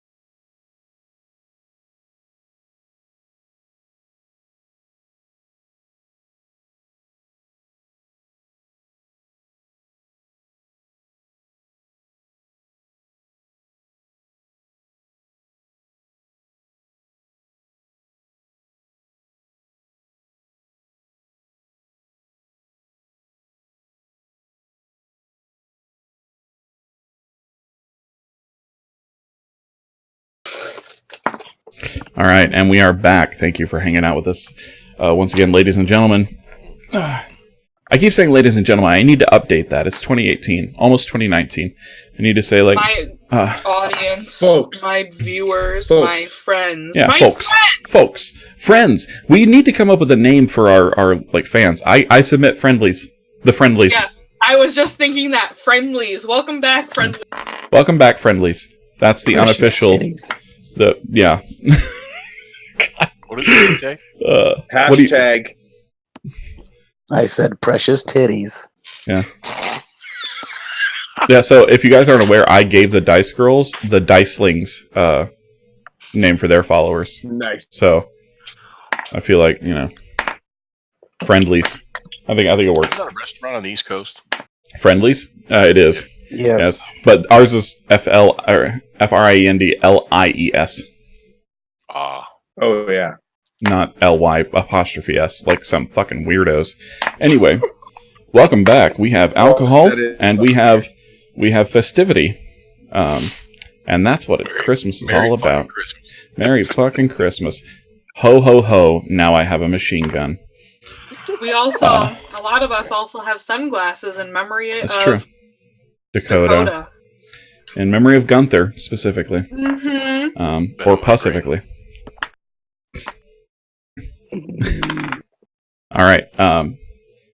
Where we left off, you guys had just crested the staircase that leads into Heat Miser's castle, and one of the giants had stopped you. One of the fire giants that guards the entrance with a halt. Sorry, he doesn't sound like a geriatric smoker. Is the drawbridge up or down, by the way? The drawbridge is up currently. Okay. It is not a welcoming sight. Hello, up there. Hi there. Hi. So, we have come to... Can you speak up? Hold on. And he kind of drops to one knee to put his ear down next to you. This is the one with the spiky hair, not the mohawk, by the way. We have come... As Pacifica is talking, Okse just sort of like face palms her and says, "Let me handle it," and starts speaking in giant. Oh, okay. Dun, dun, dun. All right. What do you say? But I've got Pacifica, do you allow this? This is what I'm good for. Pacifica kind of like flinches away, and Bjorn starts growling like menacingly. How does Rhys feel about this? Rhys doesn't look pleased with that. But he kind of steps between Pacifica and Bjorn. Stitch. Bucket. So, Is the Oxman initiating mating? no, Bucket. I'm not yet. Give me time. Not yet. So, in Is this all out loud? in giant. Oh yeah. Yes. Yeah. I feel like I would need dinner first. We brought fruitcake. I love fruitcake. And dogs. No, I'm not so fond of dogs. you can't have my They're tough. dogs. All right, Ox, So, what were you saying in Giant? So now in giant, I'm saying we come to bring peace to the land any way possible. We prefer not to shed blood. Well, she prefers not to shed blood. I'm not opposed to it should the need be, but we wish to bring peace to your land and stop the brothers from warring. Is there any reason why you should not let us pass to do this? You said a lot of big words. Perfect. Okay.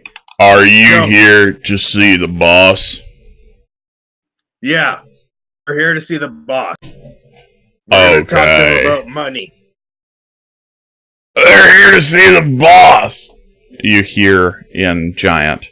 And the other fire giant with the mohawk. And now that you're a little bit closer and looking at this one a little bit more... God damn it. Concentrating on it a bit more, you can see that this one appears to be female. and she does not look super excited that the other one took the lead on the negotiations, but like sighs very heavily, and a little puff of steam comes out, and just begins lowering the drawbridge very slowly. I can talk our way into things too. Thank you. Side eyes. Be well. So about that dinner. If you can catch the dogs, they're yours. I say that in giant so that Pacifica can't hear me. I mean, I don't know. He kind of rubs his stomach and is like, dogs don't sit well with me. So go on ahead. For now. Is there any way to like magically conjure a fruitcake in this realm? We will say that from the tower, for some reason, Stitch has a fucking fruitcake. Just because. It's a one-shot. Why not? A fucking fruitcake. A fucking fruitcake. I wish it was not a fucking fruitcake, like a bucket I pull the fruitcake out of my satchel, and I hand it to the female giant, and I say, "This is for your brother's inadequacies." I'm assuming he's your brother. Yeah, he is. Well, enjoy this fine fruitcake. I made it myself with my special ingredient. Did you actually make it yourself? Or did the unseen servants in the tower make it for you? You know, I was in a tower alone for quite some time. I was going to say, you may have picked up baking. My fruitcake recipe. Right. Go ahead and make a performance check, please. We'll see how good this fruitcake is. Performance. If that's a 22. 22. That is like the greatest fucking fruitcake. So yeah, it is. And you notice, like, in this realm, once again, like, things are weird. So as you pull the fruitcake out of your satchel, it seems to grow. Like, its size doesn't stay the same relative to whoever's holding it. So when the giant is holding it, it actually looks bigger than it was when you were holding it.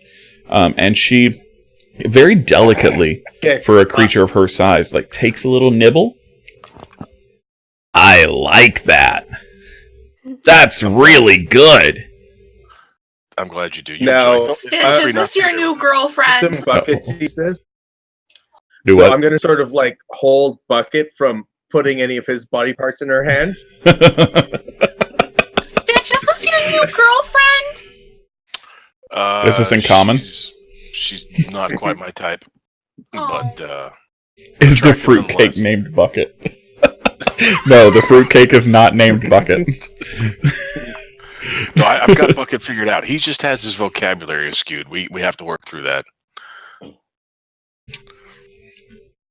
I think I confused masturbating with masticating. We'll fix that later. I didn't get you anything. It's fine. You let us in. That's good enough. In the North Pole, we give gifts. It's kind of our thing. Hold on. And she kind of rummages around in a sack by her belt. Pulls out. It looks like a bear, but its fur is shock white. And it is alive. And in her hand, it looks tiny. But as she kind of brings it down to you, this is a full-sized polar bear cub that was just hanging out in a satchel. I was gonna snack on this later, but I feel like it's an equal trade. Pacifica. So is this like a familiar? No, it's just a fucking bear, dude. Oh, can I hold him? You have to ask Stitch. It's his. Don't. Stitch, can I hold him? She's offering it to you. I will begrudgingly hand the polar bear off to Pacifica. Pacifica, carrying it like a baby. I would like you to make an animal handling check, please. The rest of Bitch, yes. The rest of you, as this is all happening, what are you doing? Animal handling, we got this. That's a 26. Nice. Not a nat 20 either. It does not maul your face. It does not. This bear seems to love you. Hey, your baby! She called me the baby! Yeah, somehow you have a little bear Bjorn. Like, not the dog, but an actual, like, sling that you can like put a it in. type situation? Yeah, that you can carry it Bjorn in. actually means bear, too. That's ironic. I know. It's weird, isn't it? Okay, we gotta look up what dog... It's like I knew that Pacifica would immediately take the polar bear cub. It's weird. It's weird how that stuff like that happens. She holding her baby. Yeah, Bjorn gets a little jealous. A little. Just a little. All right. So Anyway. Ox just starts walking Yeah. towards Yeah. Just like, fuck this noise. Strawberry. He's like, okay, Yep. great. All right. She can cuddle up there. All right, so I'll as deal you... with any giants, okay, Pacifica? So Stitch walks by too. He keeps going. He looks at the female giant. He goes like, makes this notion. Call me. Okay. And she winks at you. Yeah. Nice. Oh, we lost Chris. Oh. Now the overlay is going to be all fucky. Or no, we didn't lose Chris. We lost Hannah. Sorry. Uh-oh. I don't know why I said Chris. I think it was because, like, when I looked at the screen, your face was the first one I saw. So I immediately was just like, that's the name. No, we lost Hannah. Oh. That's the one And she's back. missing. Yeah, right? So it doesn't make any sense that that's what I would say. Whoa. Who's buzzing? That's... Buzzing? Yeah. Somebody's buzzing. Alright, we're good now. Everybody good? We're good. Alright, technical difficulties on the Christmas special. It's okay. Don't worry about it. You know why? It's because the greatest Christmas movie of all time is Gremlins, and they're jealous that we're putting on a better Christmas performance than they did. That's not the best Christmas movie ever, but it is a great movie. We're not going to argue about this here. Die Hard is a great Christmas movie, but it is not the best. Again, Muppet Christmas Carol, fight me after the stream. Okay, no, okay. Muppet Christmas Carol, I will give you that. All right, so Ox, as you are walking in, I would like you to make a perception check just to see how much detail you see. Like, you're going to see a lot, but I want to see how much you see. It's going to be a sweet. Everyone else can do it. Everyone else can do it too. Make a perception check as you're walking in. Yeah, 15 is really good. 15 is really good. Excellent. Let me know if you crit succeed or crit fail. 24. Crit fail, but that's still a 9. Oh, crit fail. Doesn't matter. Still got to roll the little thingy. Dude, I got to do it. It's my thing. God damn it. Critical failure. Yeah. Everyone's got to know. All right. I love it. I made it. I spent a lot of time on that. I didn't spend that much time on it. What did everybody else get? Anyone else crit fail or crit succeed? Okay. So as you're walking into this this kind of foyer of a castle, which is again giant-sized, but not just giant-sized, because like the giants you see outside, you're used to that size. As weird as it may seem, you've seen them before. You've seen that size of individual before. Excuse me. Beer.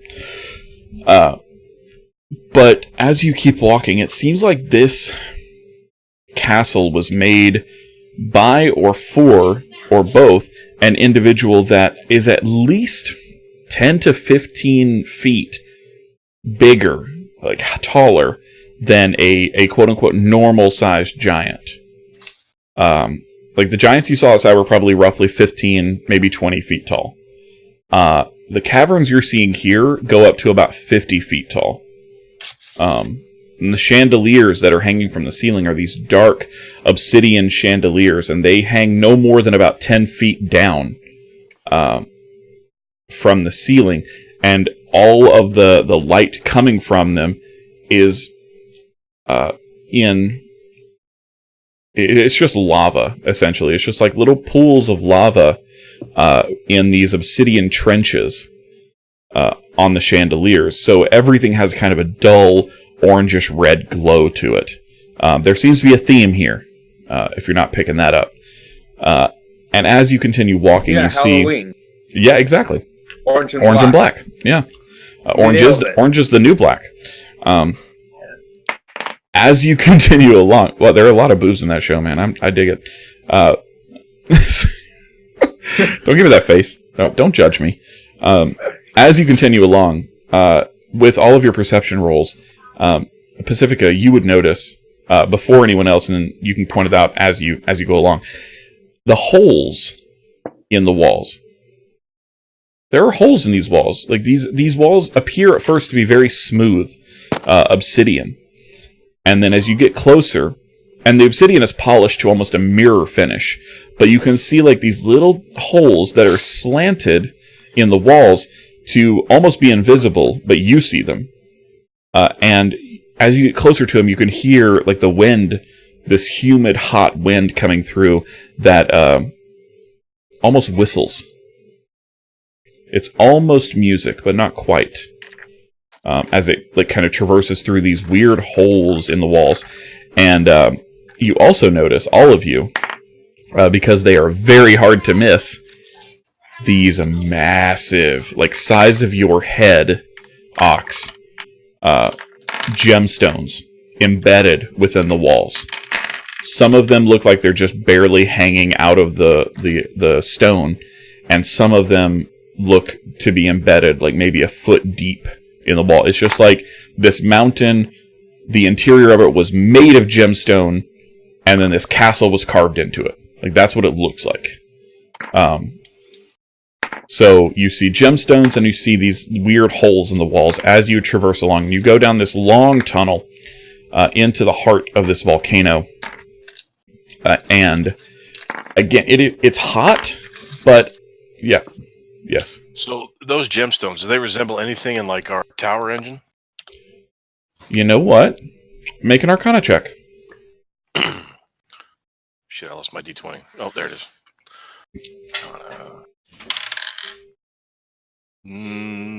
17? 17. They look similar in ways, but the ones in your tower are specially made and cut.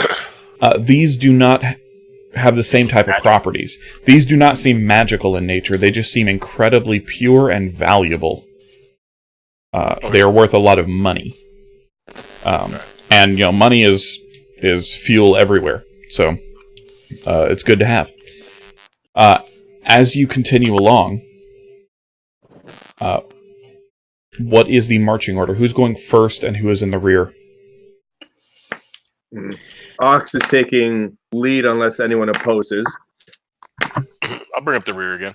All right. I get out of the line, and I try to take a gem out of the wall. Yeah. I would like you to make a strength check, please. Or an athletics check. Unless you have a tool. I'm going to use my trident. So make an attack against it, then. Okay. What'd you get? I rolled a 1. Oh! Crit failure!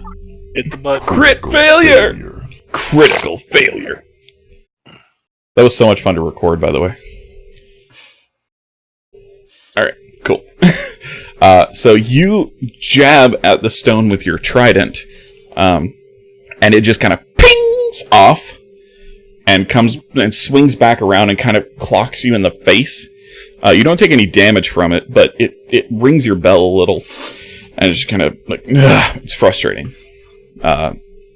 Unsuccessful on trying to pry that gemstone loose. Bucket. Stupid snowman said he'd move all pretty things, all the gems to us. Don't worry. First we kill the talk to the guy. All right. So as you guys are continuing along with your perception checks from earlier, you start to hear something. It starts in low, and then it starts to grow. Oh boy. No, not really. But you do hear the sounds of, again, it's almost music, but not quite in the traditional sense that you would be used to. But it's definitely rhythmic, and it's bizarre. But you hear it coming from a chamber up ahead, and you can see like the light inside kind of dancing about. Is it ominous or upbeat? It would really. I don't think you would consider it ominous. No, it's fairly upbeat. It's just major keys, odd. not minor. Yeah, major keys. Sorry, I'm not a music guy. All right. So you guys continue on in the same marching order? Yeah. Okay. Yep. All right. No worries. So as you continue along, Okse, you are the first to enter this chamber, and what you see before you is like something out of a Mummers show, something out of a play. It's very bizarre. You see, well, let's see. Make a nature check real quick for me. Ooh. That is a sweet 8. 8. You do not recognize these creatures, but they look to be made of lava. And they're almost in the shape of birds. And they have these kind of long pointed ears made of fire and magma. And these really long hooked noses. And they're all just kind of dancing about in the center of this room around a large obsidian throne. All right. Gonna turn around quickly to the group and say, guys, I see firebirds. I don't know what they are, but they're firebird things, and they're moving weird, but all the same. Right. Are they roasted? I like roasted. No, bucket. They're birds made of fire. So technically, yeah, they're roasted. Or they're roasting. Yeah, they're the roasters, not the roasted. As this is happening, Chipotle. one of these creatures kind of whips its, like, again, it just looks like lava, this head around, and kind of and just makes this weird gurgling sound, and all of these creatures stop dancing, and all of them kind of turn towards the entrance to the cavern, where they see Okse kind of standing there. They're not making any moves towards you. They're just noticing you. And what are you doing?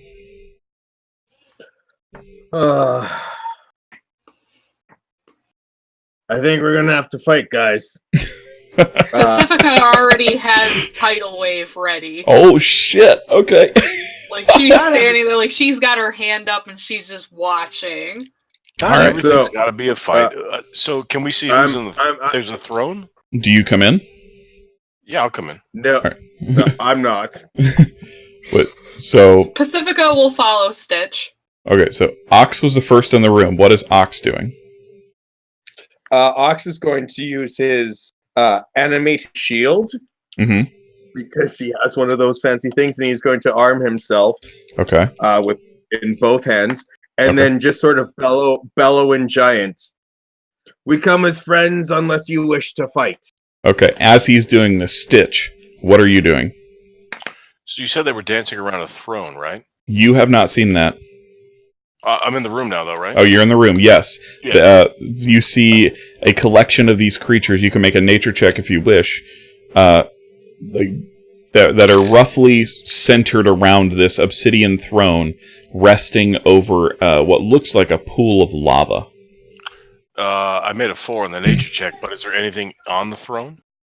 Currently, no. Currently, there is nothing on the throne. They're just kind of they were dancing. Pacifica follows Stitch into the room. Okay. Would you also she like to make a nature check?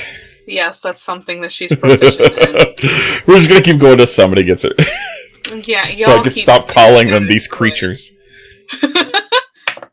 That is a 15. 15. You would know these, especially being a druid. you're dealing with elemental things. They are magma mephits. Okay. Nice. Yeah, they're elemental creatures. She They are relays made of this to the fire. group. They are made of magma and fire. I love me a good method. Mephit man. Do you know the method, man? Meth. Not even once. Mephit, not even once. So as you all are kind of filtering into the room, these mephits are, I don't want to say they're getting agitated, but they're definitely a bit more animated. Like they're not really sure what to do. And finally, one of them kind of darts off into a side tunnel, very small, and you just hear this kind of gurgling, bubbling sound that Okse would recognize as its speech, because that's what it tried to do earlier, but you couldn't understand it. Yeah. And you hear, all of you, this booming voice. And when I say booming, I don't mean because it's deep. I mean because it's loud. It is not a deep voice. It's a little bit annoying in how high-pitched it is. You know? And it says, Visitors? What do you mean we have visitors? Is it more of my brother's minions? We'll melt them all. Melt them all! No? I throw a javelin. at? That's nothing Who are you throwing a javelin at? At the annoying voice. You cannot currently see it, so you hit, your javelin hits the wall. Ting! Oh no. Fuck it! What The voice is that way. was this? Was this voice speaking in common or giant? It was actually speaking in common. Okay. No, we are not your brothers, What? men. Who's We are that? Our own men and women. Who is that? Walls, Go by they get in the arms. way. For you simple. Hello. Hello. Like to talk. Alright, hold on. I'm not decent. We'll take your time. So you hear some kind of rumbling and rustling around, and then you hear these heavy footsteps just coming out from behind this wall through another tunnel. And once again, like the stone is carved and polished in such a way to where it looks like a solid wall. But you see it's actually an opening as this enormous fire giant emerges. This thing probably stands roughly 30 to 35 feet tall. And as he walks very slowly. He is a bit portly, even for a giant. His belly kind of protrudes out ahead of him as he walks. And I have a full description of him. Yeah. He wears plate armor that would normally probably be like a dark iron, but it is glowing red hot, almost white. And his hair is just a tangled mess of flame, and he has a very bushy beard, also entirely made of flame. He has a large red bulbous nose that almost looks like an ember, like a glowing coal on his face. And he carries, strapped to his back, 2 massive great shields that are almost as tall as he is, and they kind of scrape the ground as he takes his steps. And these great shields are made of, again, like an iron-like material, and they have large jagged spikes coming off of the front of them. And they're just strapped to his back. And he kind of walks lumbering forward. And At the sight of him, Pacifica just kind of like side eyes Okse and is just like, "Do you still want to fight?" Yeah. I don't think. And I don't think I could even make a also water to wall that Pacifica- tall. Ox looks at Pacifica and says, I don't want to fight, but let me try speaking to him in Giant, and I have a plan. But So as she starts butting him, he sort of goes in Giant. We hear that you would like to get rid of your brother. Who did you hear that from?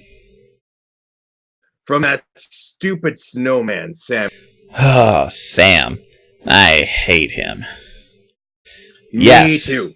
Yes, I would love to get rid of my brother. What is it worth to you if we get rid of your brother? Oh, that would be just wonderful. What do you want? Let's start there. Well, seems like a good place to begin negotiations. Okay. Just let me confirm with my friends here. All right. Take your time. Guys. I'm here all day. All right. So, guys, I told him that we'll get rid of his brother for him. that's And not the plan. Pacifica, do you want to fight two of these fuckers or one? The plan wasn't to fight them unless we had to. But this guy and doesn't I'm know ensuring that we don't have to. Okay. So what do we want as payment? To be able to leave. So I'll look at Pacifica and I'll say, look, we tell this guy we fight his brother, we got rid of him. Doesn't mean we actually have to. But they're gonna know. What do you think? They're stupid? Yes. Oh, just wait, Stitch. Then we can tell the other brother that we got rid of this brother. You're brilliant. You might be the most intelligent being I've ever met. I thought my idea was pretty good to get us out of here alive. You know what? I think I'm just gonna go back to the tower. I'll let you all figure this out. Oh, God. Because, obviously... Pacifica, don't make any rash judgments. No! I keep getting interrupted. I'm being told that someone else is gonna do the talking. Well, it's all about action, really. I'm gonna let you guys figure this out. Well, no, because we're not... Rhys, as this is happening, I would like you to make a perception check, please. Continue. All right. Continue. Pacifica, we've been together since the beginning. I know. I appreciate your wisdom and your input. Let's see this thing through. What was your check? 27. 27. So as your compatriots are kind of arguing back and forth, you hear the tubes in the walls begin to emanate this almost ghostly tune. And it actually starts to sound like music. And as this is happening, the magma mephits begin to dance once again. It's like when they hear this, they can't help but dance. And as the music begins to swell and get louder, the tune is kind of like a dun dun dun dun dun dun. Oh my dun, God. dun dun dun dun dun dun dun dun dun dun dun dun dun. I would like everyone to make a charisma saving throw, please. Oh boy. Okay. That's a solid 19. 19, nice.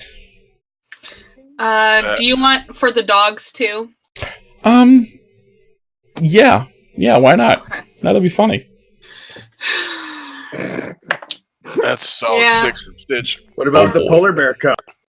Oh, come on! No, the polar bear cub is currently strapped, so we'll say it fails. In a baby It fails. carrier. It fails automatically. No, he's sleeping! These little paws just begin like Twitching. just like when you hold a dog over water and it starts paddling. It's like that. Oh, that's fucking terrible. It's adorable, is what it looks like. Yeah, but now it's going to suffer. It's not suffering. It's dancing. Bjorn got a 15 and Pacifica got a 13. Okay, so did anyone get less than a 15? Yeah, I got a besides 6. Pacifica. So Stitch, Pacifica. How's Okse doing?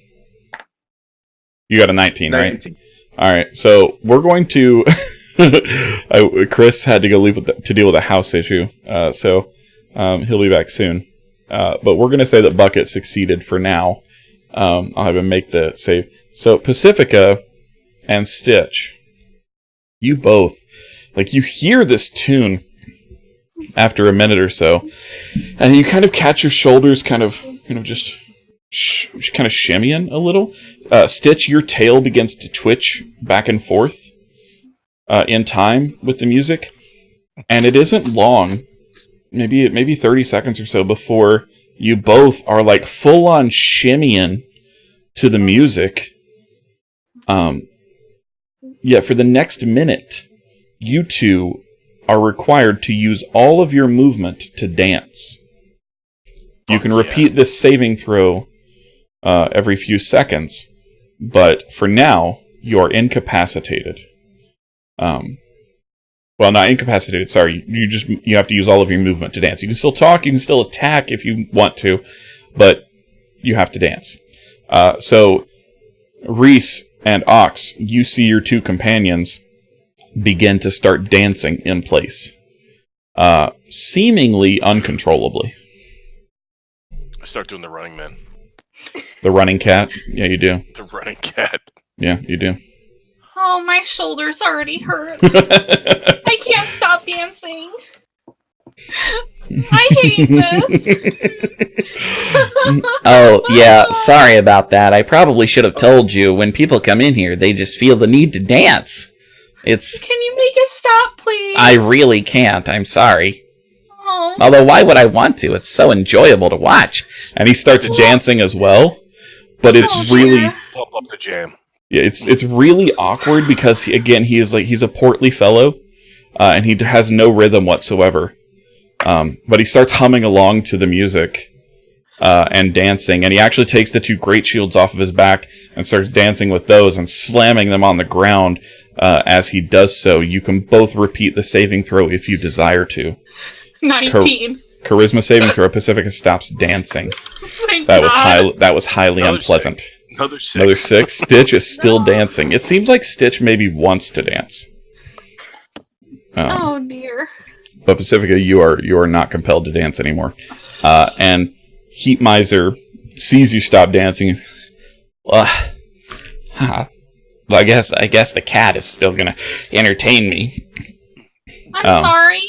I can dance if you really want us to. Well, do you plan to leave your friends behind? Because if your friends don't dance, and if they don't dance, then they're no friends of mine. Well, that's okay if they're not your friends, but they're my friends. By the way, I don't know if you guys know, but I really like dumb puns and pop culture references. So, I've never been called any in my life. Never called what? And I just look over at Pacifica and I'm like, I'm your friend? Oh. Well, I consider all of you friends, even though you guys can be kind of rude to me sometimes and don't respect personal space all the time.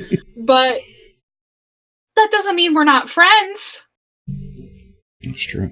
True. That's how I feel about my friends. And it was really nice. That house back for all of us. Okay, well, so let's figure this problem out. So Heat Miser is still currently right? Heat Miser at this point is still shimmying, but he has now sat in his throne and has put his bare feet, into the lava below, and is just like wiggling his toes like it's a little foot bath. He still has the great shields like resting against his sides. I have a plan, guys. And he's just watching you, like he's amused by all this. I'm gonna talk to him, and we're gonna get to know each other, and we're gonna be friends. Alright, Dad. I told him we were gonna go kill his brother. That doesn't mean your That's friends. the fate of friendship. No, it's not. Smite your friends' Okay. enemies. Keep talking. I'm gonna walk. And Pacifica It's goes the and basis of friendship is killing family members. she goes and That's how friendship walks works. up closer to the throne, and she's like, "Excuse me. Yes, small one. Well, my name is Pacifica. What can I call you? Pacifica. They call me Heat Miser. Is it okay? if Whatever call you I that? touch starts to melt in my clutch. Oh, you're too much. Oh, Oh, Jesus Christ. yeah. Would you mind? Love it.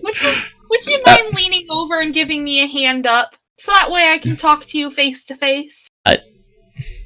I don't mind, but are you okay with heat? Because I am really hot. Pacifica is going Oh, hold on.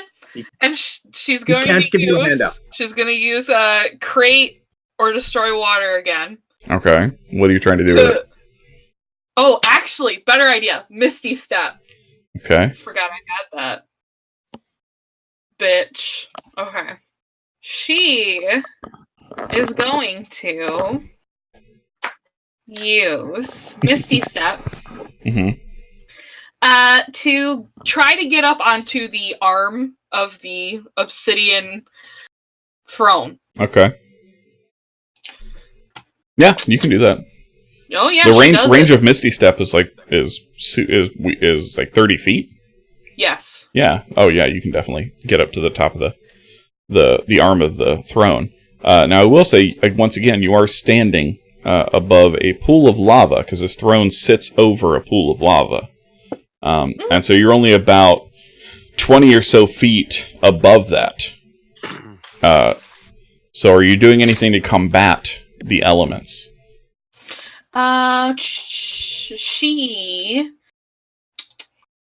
When she starts to feel her start to heat up not so nicely, she is going to use, she has a ring, the Ring of Water Elemental Command, and one of the features of that is it allows her to use Create or Destroy Water without using the spell slot.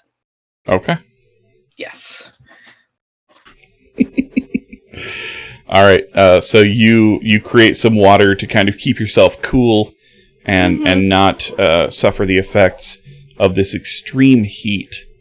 And this is for flavor, so we'll just say that there's just a perpetual puddle of water at your feet of cool water. And it's just rapidly steaming. It's uncomfortable, but it's not detrimental. Yes. Yeah.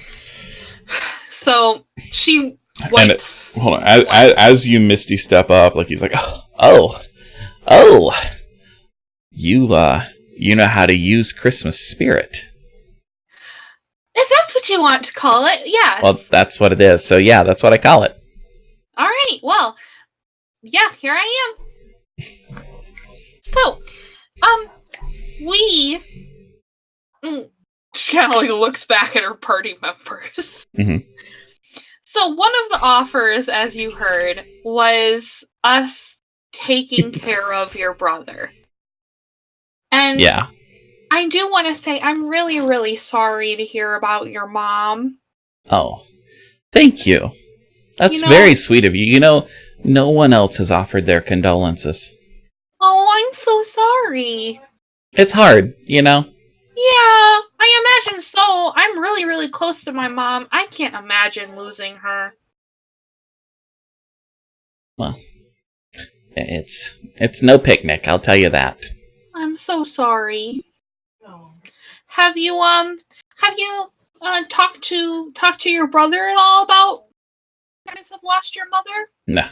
And his face kind of hardens at the mention of his brother. It's like, nah. He's so cold. I doubt he feels anything in that icy heart of his. Really? Really? You know, I can't believe that. Well, believe it, 'cause it's true. No brotherly comfort? No. we've never really been brothers in that way. Like, we're blood related, sure, but like, we've never hugged. Like, it's not that kind of a relationship. Well, that's so sad. To some people, I mean, we prefer it that way. Both of us. Sure do. Are you sure about that? Like, off the record. I won't tell anyone. I would like you to make a persuasion check, please. Oh, come on, Pacifica. Now remember, you do still have inspiration. Hopefully we won't need it. That is a 16. Okay.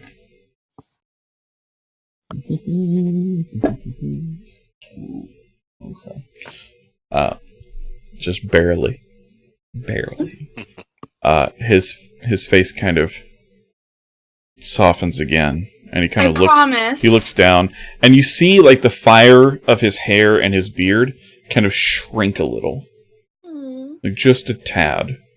And you see like just underneath his eyes gets a little moist, and then it kind of steams off. Yeah, exactly. It looks really cool. And he kind of,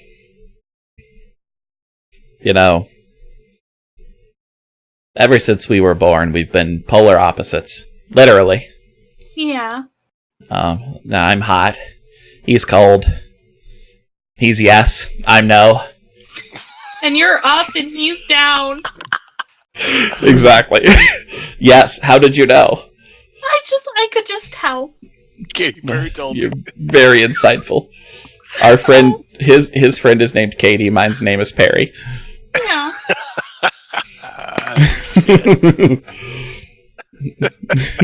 Number 1 on the Billboard charts. I gotta mute my mic. Hold on. Sorry, it's stupid. I know. Oh. No, we've never really even had a real conversation. Oh. It's like I try. I ask him to come to my place for some tea or some coffee, and he doesn't do it. Does he say why?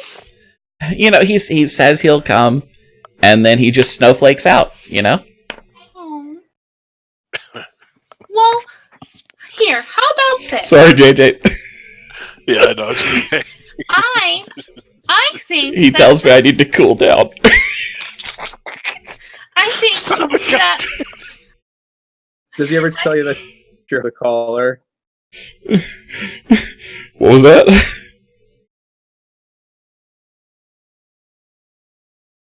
I missed that.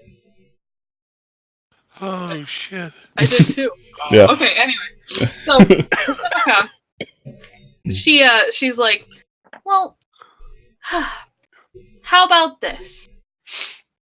In light of the fact that you guys have recently lost your mother, I think I'm going to do my very best to try to convince your brother to be willing to come and talk to you about, like your mom and memories and some, like just be able to console one another, because I think that'd be really good for you guys.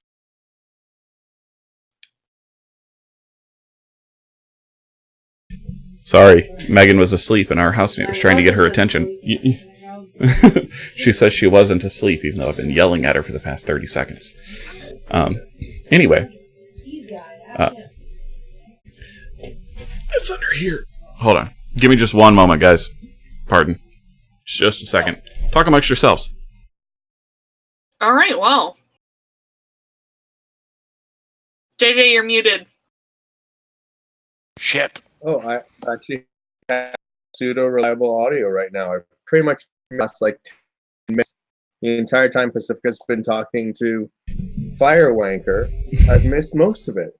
Oh my goodness. Oh, did you freeze up? Alright. So basically Pacifica has just been, counseling, Heat Miser. I heard she's trying to mend the relation. Yeah. So, Firewise inviting him over.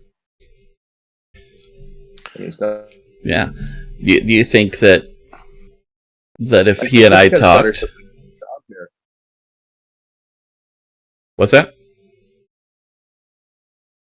Pacifica got herself a second job here. She can Indeed. hearts and minds. Indeed. It's a Christmas special after all. Can we just call her Dr. Pacifica? We could. She actually has a last name. It would be Dr. Lovecraft. Pacifica Lovecraft. Yes. Nice.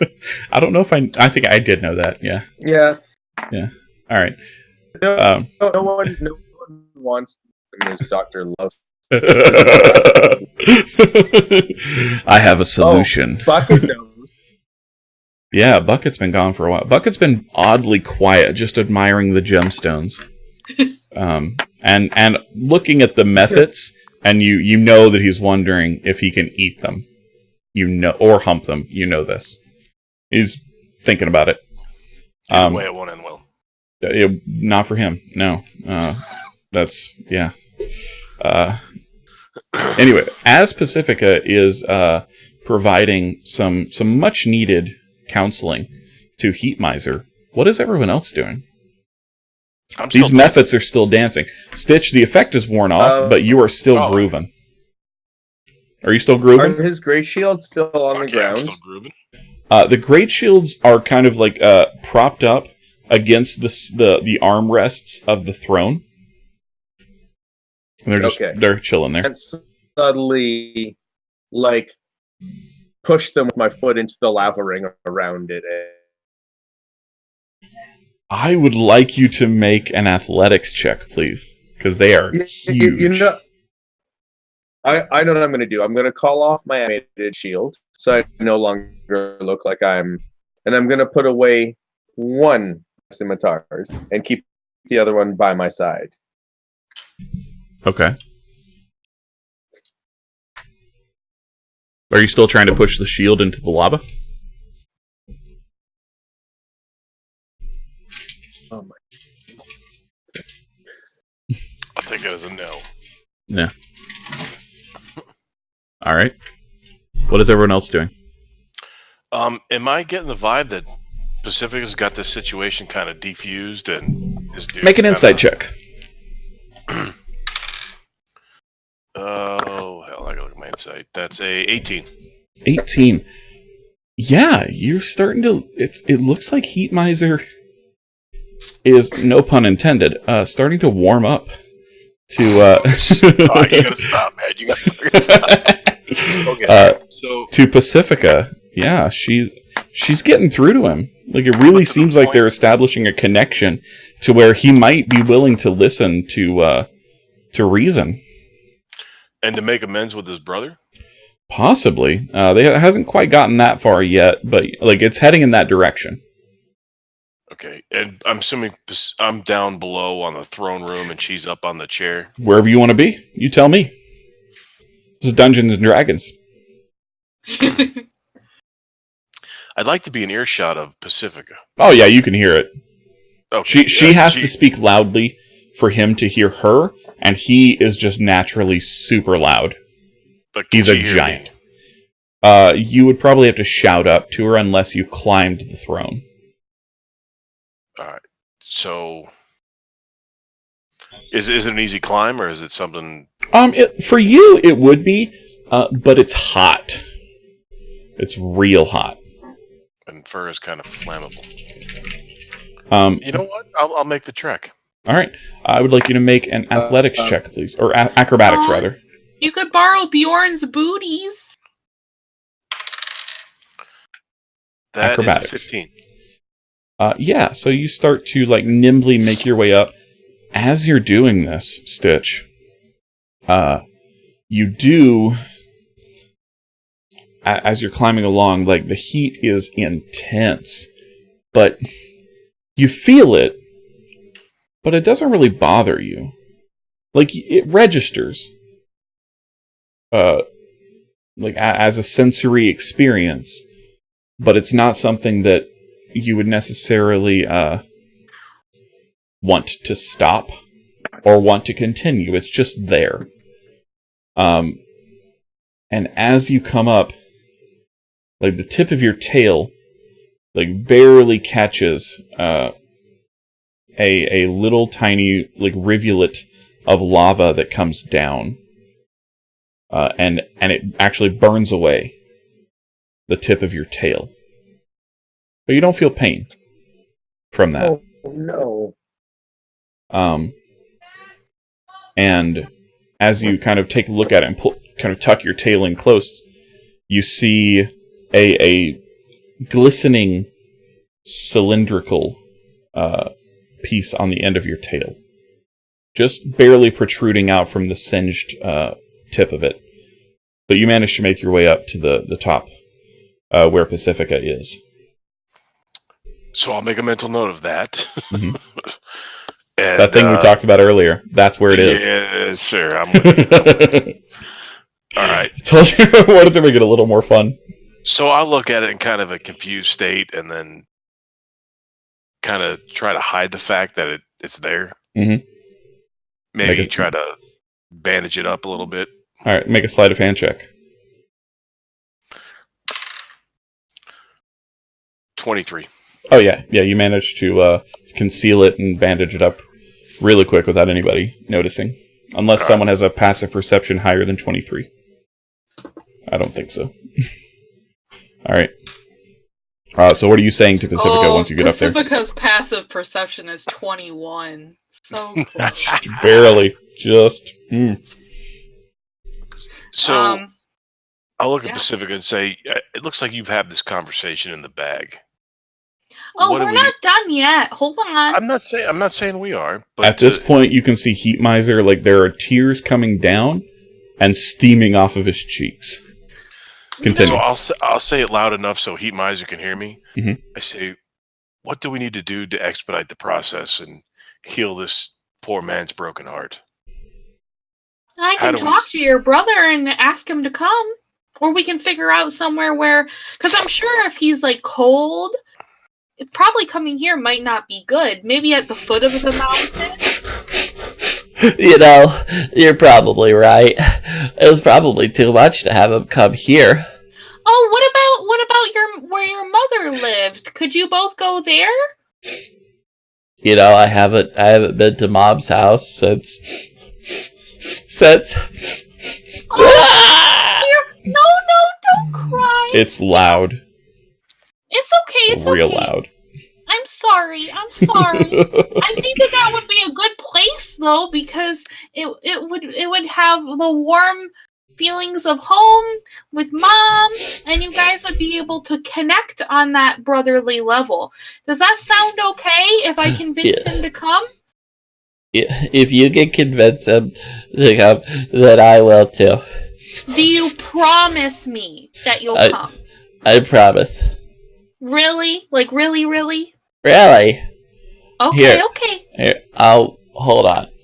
And he kind of looks around, and one of the methods, seemingly like just being cognizant of like what he wants, just immediately produces a very large sheaf of paper, and he kind of dips his finger into the magma and lets it cool slightly before signing his name to this piece of paper. Here, this is my signature. As long as you're holding this, I can't break any promise that I make to you. Okay, I accept. Okay. Does it shrink when it gets past her? Much like the fruitcake, yes. As he hands it to you, like in the transition from his hand to yours, much like some shoddy animation, it seems to change perspective. Yeah, and it's an overly large sheaf of paper, but it's manageable. You can roll it up and put it in your pack. And she does just that, and she fastens it nice and tight. Okay. I'm going to do my very best. I promise you that. I appreciate that. You know, like I said, you're the first person I've had a real conversation with. You know, I've got frickin' Frack out there, but neither one of them are really conversationalists. I can. They like to hit things. Yeah, I understand that. Things. I have quite a few friends like that. Frick is a really good bridge lady, though. She's really good at her job. I could tell. Frack, you hire I don't know. good people. Well, you know, Frack, he was a friend of a friend, you know. Yeah, of course. Yeah. I understand. You've been just wonderful, Pacifica. Thank you. I've enjoyed talking to you, too, and I will try my very best to help you. God damn it, look. I appreciate that. That's really kind of you. Well, I'm going to get this show on the road so that way we can try to do this quick. So me and my friend here, Stitch, are going to go back down, and I think our party is going to get on the way so we can try to fix your problem. Awesome. Okay. Hold on. I feel like I should give you something. Oh. Not just for you, but for everybody else. It seems like you guys traveled a long way just to help me out with my problem. That's Hold so on. kind. So he kind of stands up and he's just like wiping his nose and eyes. And if my handkerchief was bigger, I would offer it to you. Hey, hand it to him. That shit magically alters here. Possibly. Oh, maybe. Do you want to try my handkerchief? He kind of like gingerly plucks it out of your fingers, and as he takes it, it does grow slightly. And he kind of daintily dabs his cheeks and nose, and then like wrings it out, and then holds it over the lava to let it kind of steam dry, or not steam dry, but what's that type of heat? Is it convection? I don't know. It doesn't matter. No idea. Doesn't matter.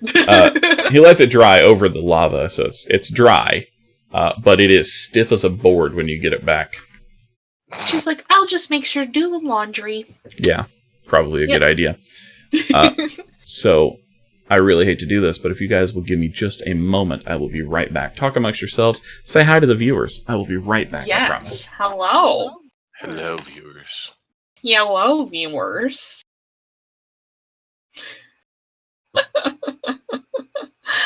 Oh my goodness. Look out, no one's in the bathroom. Good. What happened to Chris? We lost Chris. He's apparently handling some house issue, but he's probably going to be gone the whole time. It's looking that way.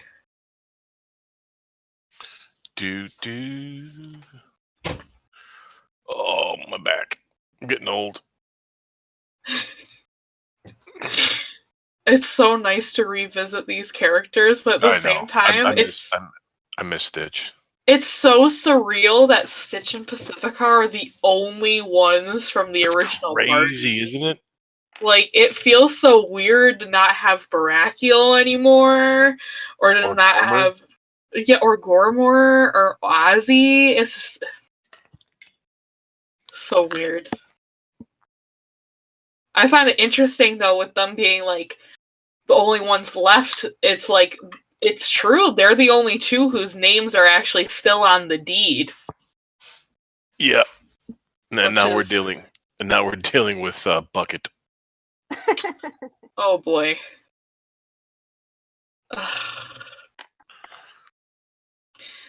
I think this is I love revisiting these characters. On a side note, I'm really stoked for the West March. Oh my goodness. I'm so excited. I'm so proud of that intro video. If you haven't seen the intro video that I made for our new campaign starting in January, you should check it out on my Twitter at Opheliac, because I worked really, really hard. It took 4 days. Legit. Very proud, so make sure to check out the video. My apologies. Good. Alright, I'm back. Alright, so Heat Miser kind of my microphone's on, just making sure. Kind of walks over to the wall after giving you your handkerchief back, and places his hand against it, and the wall seems to shimmer a bit. And as it does, it almost seems to melt, but it still looks like solid rock. It's very bizarre, and it's almost like his hand just kind of glitches through it. And as he retracts his hand, he is holding a massive, probably the size of his own head, which is a good 5 feet in diameter, gemstone. And it looks like it is a diamond. Ooh. And it is absolutely pure and sparkling. It's not cut. It is a rough stone. But it is massive and beautiful. And he kind of lowers it down towards all of you and then says, "Oh, you probably don't have a way to transport this. Hold on." And he takes his hands and just kind of begins to squeeze it. And as he does, you can see some cracks starting to form in it, and he just breaks it into thousands and thousands of smaller diamonds. And as they fall, the mephits below have a sack, and they're just catching all of the pieces.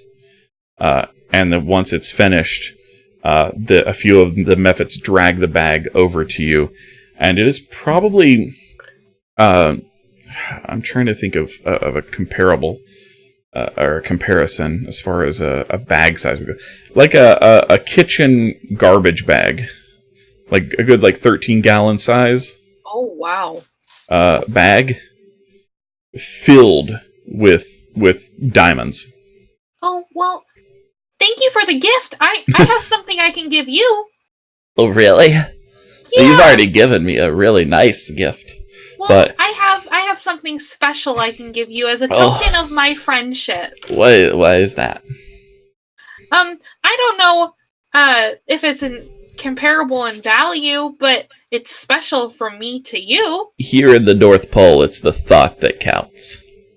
So she takes from one of her many seashell jewelry pieces, breaks off one of the little seashells, and holds it out to him. Okay. Here you go. And he kind of, once again, takes it very gingerly from your grasp. And as he takes it, it seems to grow a little in size. This is lovely. Where is this from? It's from, where we come from. A place called Telaris. Ooh, I'll have to visit there sometime. It's very nice. Ooh. And he's fascinated with it. He's just playing with it. I'm glad you like it. I do, very much. What am I supposed to do with it?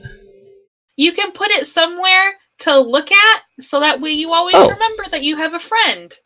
Oh, that's... okay. And like a trinket. Kind of reaches up, and as he reaches up, a piece of obsidian slides out of the wall like a shelf. And he kind of places it on it, and it rests there. There. Now I can always see it. Very lovely. Well, I think we should be on our way to your brother to try to sort out our situation. Awesome. I'll go to Mom's house. Okay. Alright. Frack! You see the two giants that were outside kind of both poke their heads in. Yeah. I need you to watch the place while I'm gone. I'm going to Mom's house. Okay. And Frick, Pacifica you're in joins the charge. party. Yeah. And she's like, alright, we got one half sorted. Alright. So you do. And as you're watching, Heat Miser kind of walks off to the side where there's another lava pool just kind of in the corner. Again, that's kind of his whole aesthetic. And he just steps into it and begins to sink down until he is completely submerged and is gone from sight. All right. Do we know if Sam the Snowman is supposed to help us get to the other place? Nobody asked. He did tell you that he could get you to both. Well, He maybe did we say just that. have to get off the mountain and he'll be there. Let's see. Possibly. It's a long trek, but we'll Yeah. see. Let's jump into this lava pool. No! I don't know. Do you want to jump into the lava pool? If that was gonna work, I think we would have needed to ask him before he left. So as you guys are having this conversation, the Mephits have not stopped dancing, by the way.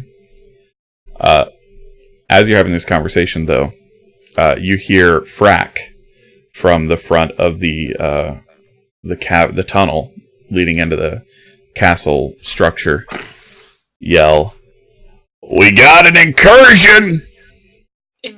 Oh boy.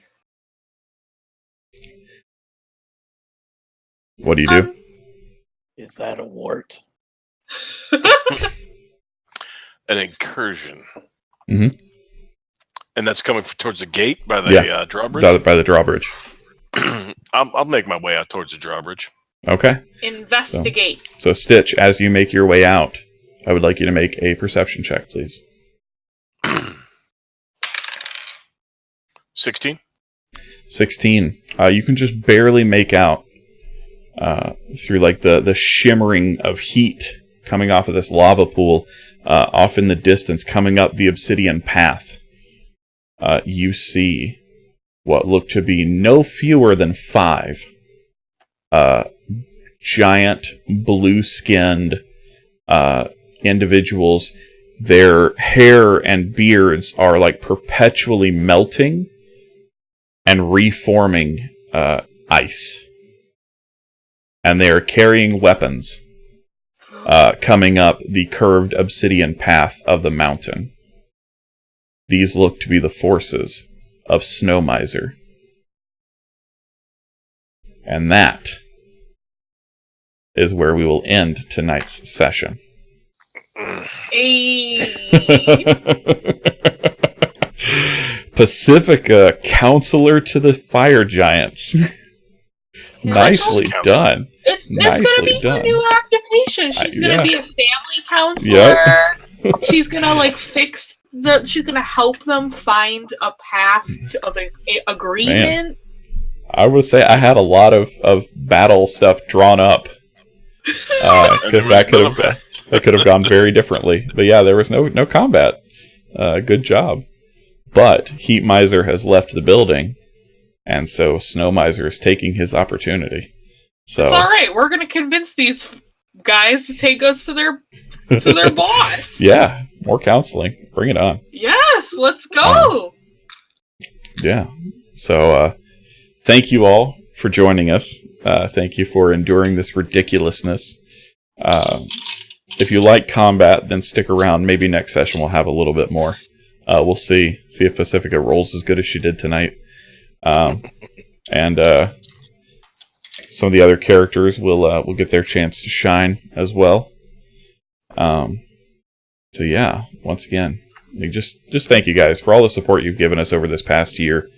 We're coming to the end of 2018, and you guys have really rallied behind this channel and made it something really cool, and we appreciate that a lot. Hannah has done a tremendous amount of work on our overlays.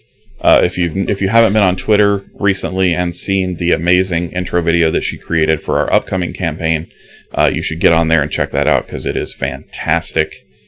We're going to have some really fun characters to debut in the new year. We've got some new programming to debut. It's going to be a lot of fun. We have the level 20 drunk one-shot coming up on January 27th, where we'll all be shit-faced, and it will make tonight and next week look like actual D&D. Because it's just going to be ridiculous. Thank you, Mark, for joining us. Mark is a new addition to the team, and he is going to be hopefully joining us for the foreseeable future. We'll see. Unless he hated tonight, then he might leave. Who knows?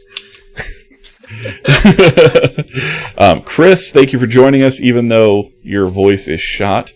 It worked out well for Bucket, but hope you weren't too bored. And yeah, thank you to everybody. Thank you always to my beautiful cast of players, and to you, the viewers. Yeah, I could spend the next 20 minutes. One shout out to Slope of the City for making donations to the. Yep. Oh my God, I'm drawing a blank now. Yep. Bye, Mark. Good night. Bye.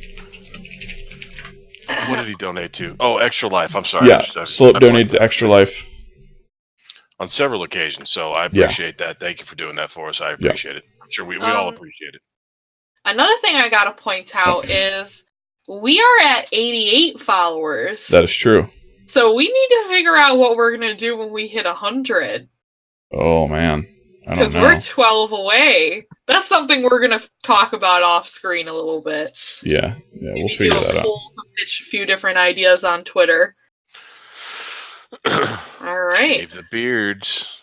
No, the beards. Never. No, never. It's got to be something related to D&D. Yeah, I'm not shaving my beard. My wife would kill me. She hates it when I'm clean shaven, and I hate it. So I don't want to hate myself. Anyway, thank you guys once again for tuning in. Slope says my beard stays. That is exactly correct. Amber, thank you for joining us, even though you were recently ill. We're glad you're better, or at least well enough to join us. For sure. I promise next week there will be more opportunities for Rhys to do some badass shit. Oh yeah. Yeah. Ready Yeah. next week. So yeah, this has been the first part of our 2-part one-shot. Good night, everyone. We'll see you again next week. And until then, have a happy holiday, Merry Christmas, and don't forget to keep it friendly. Good night. Good night. All right.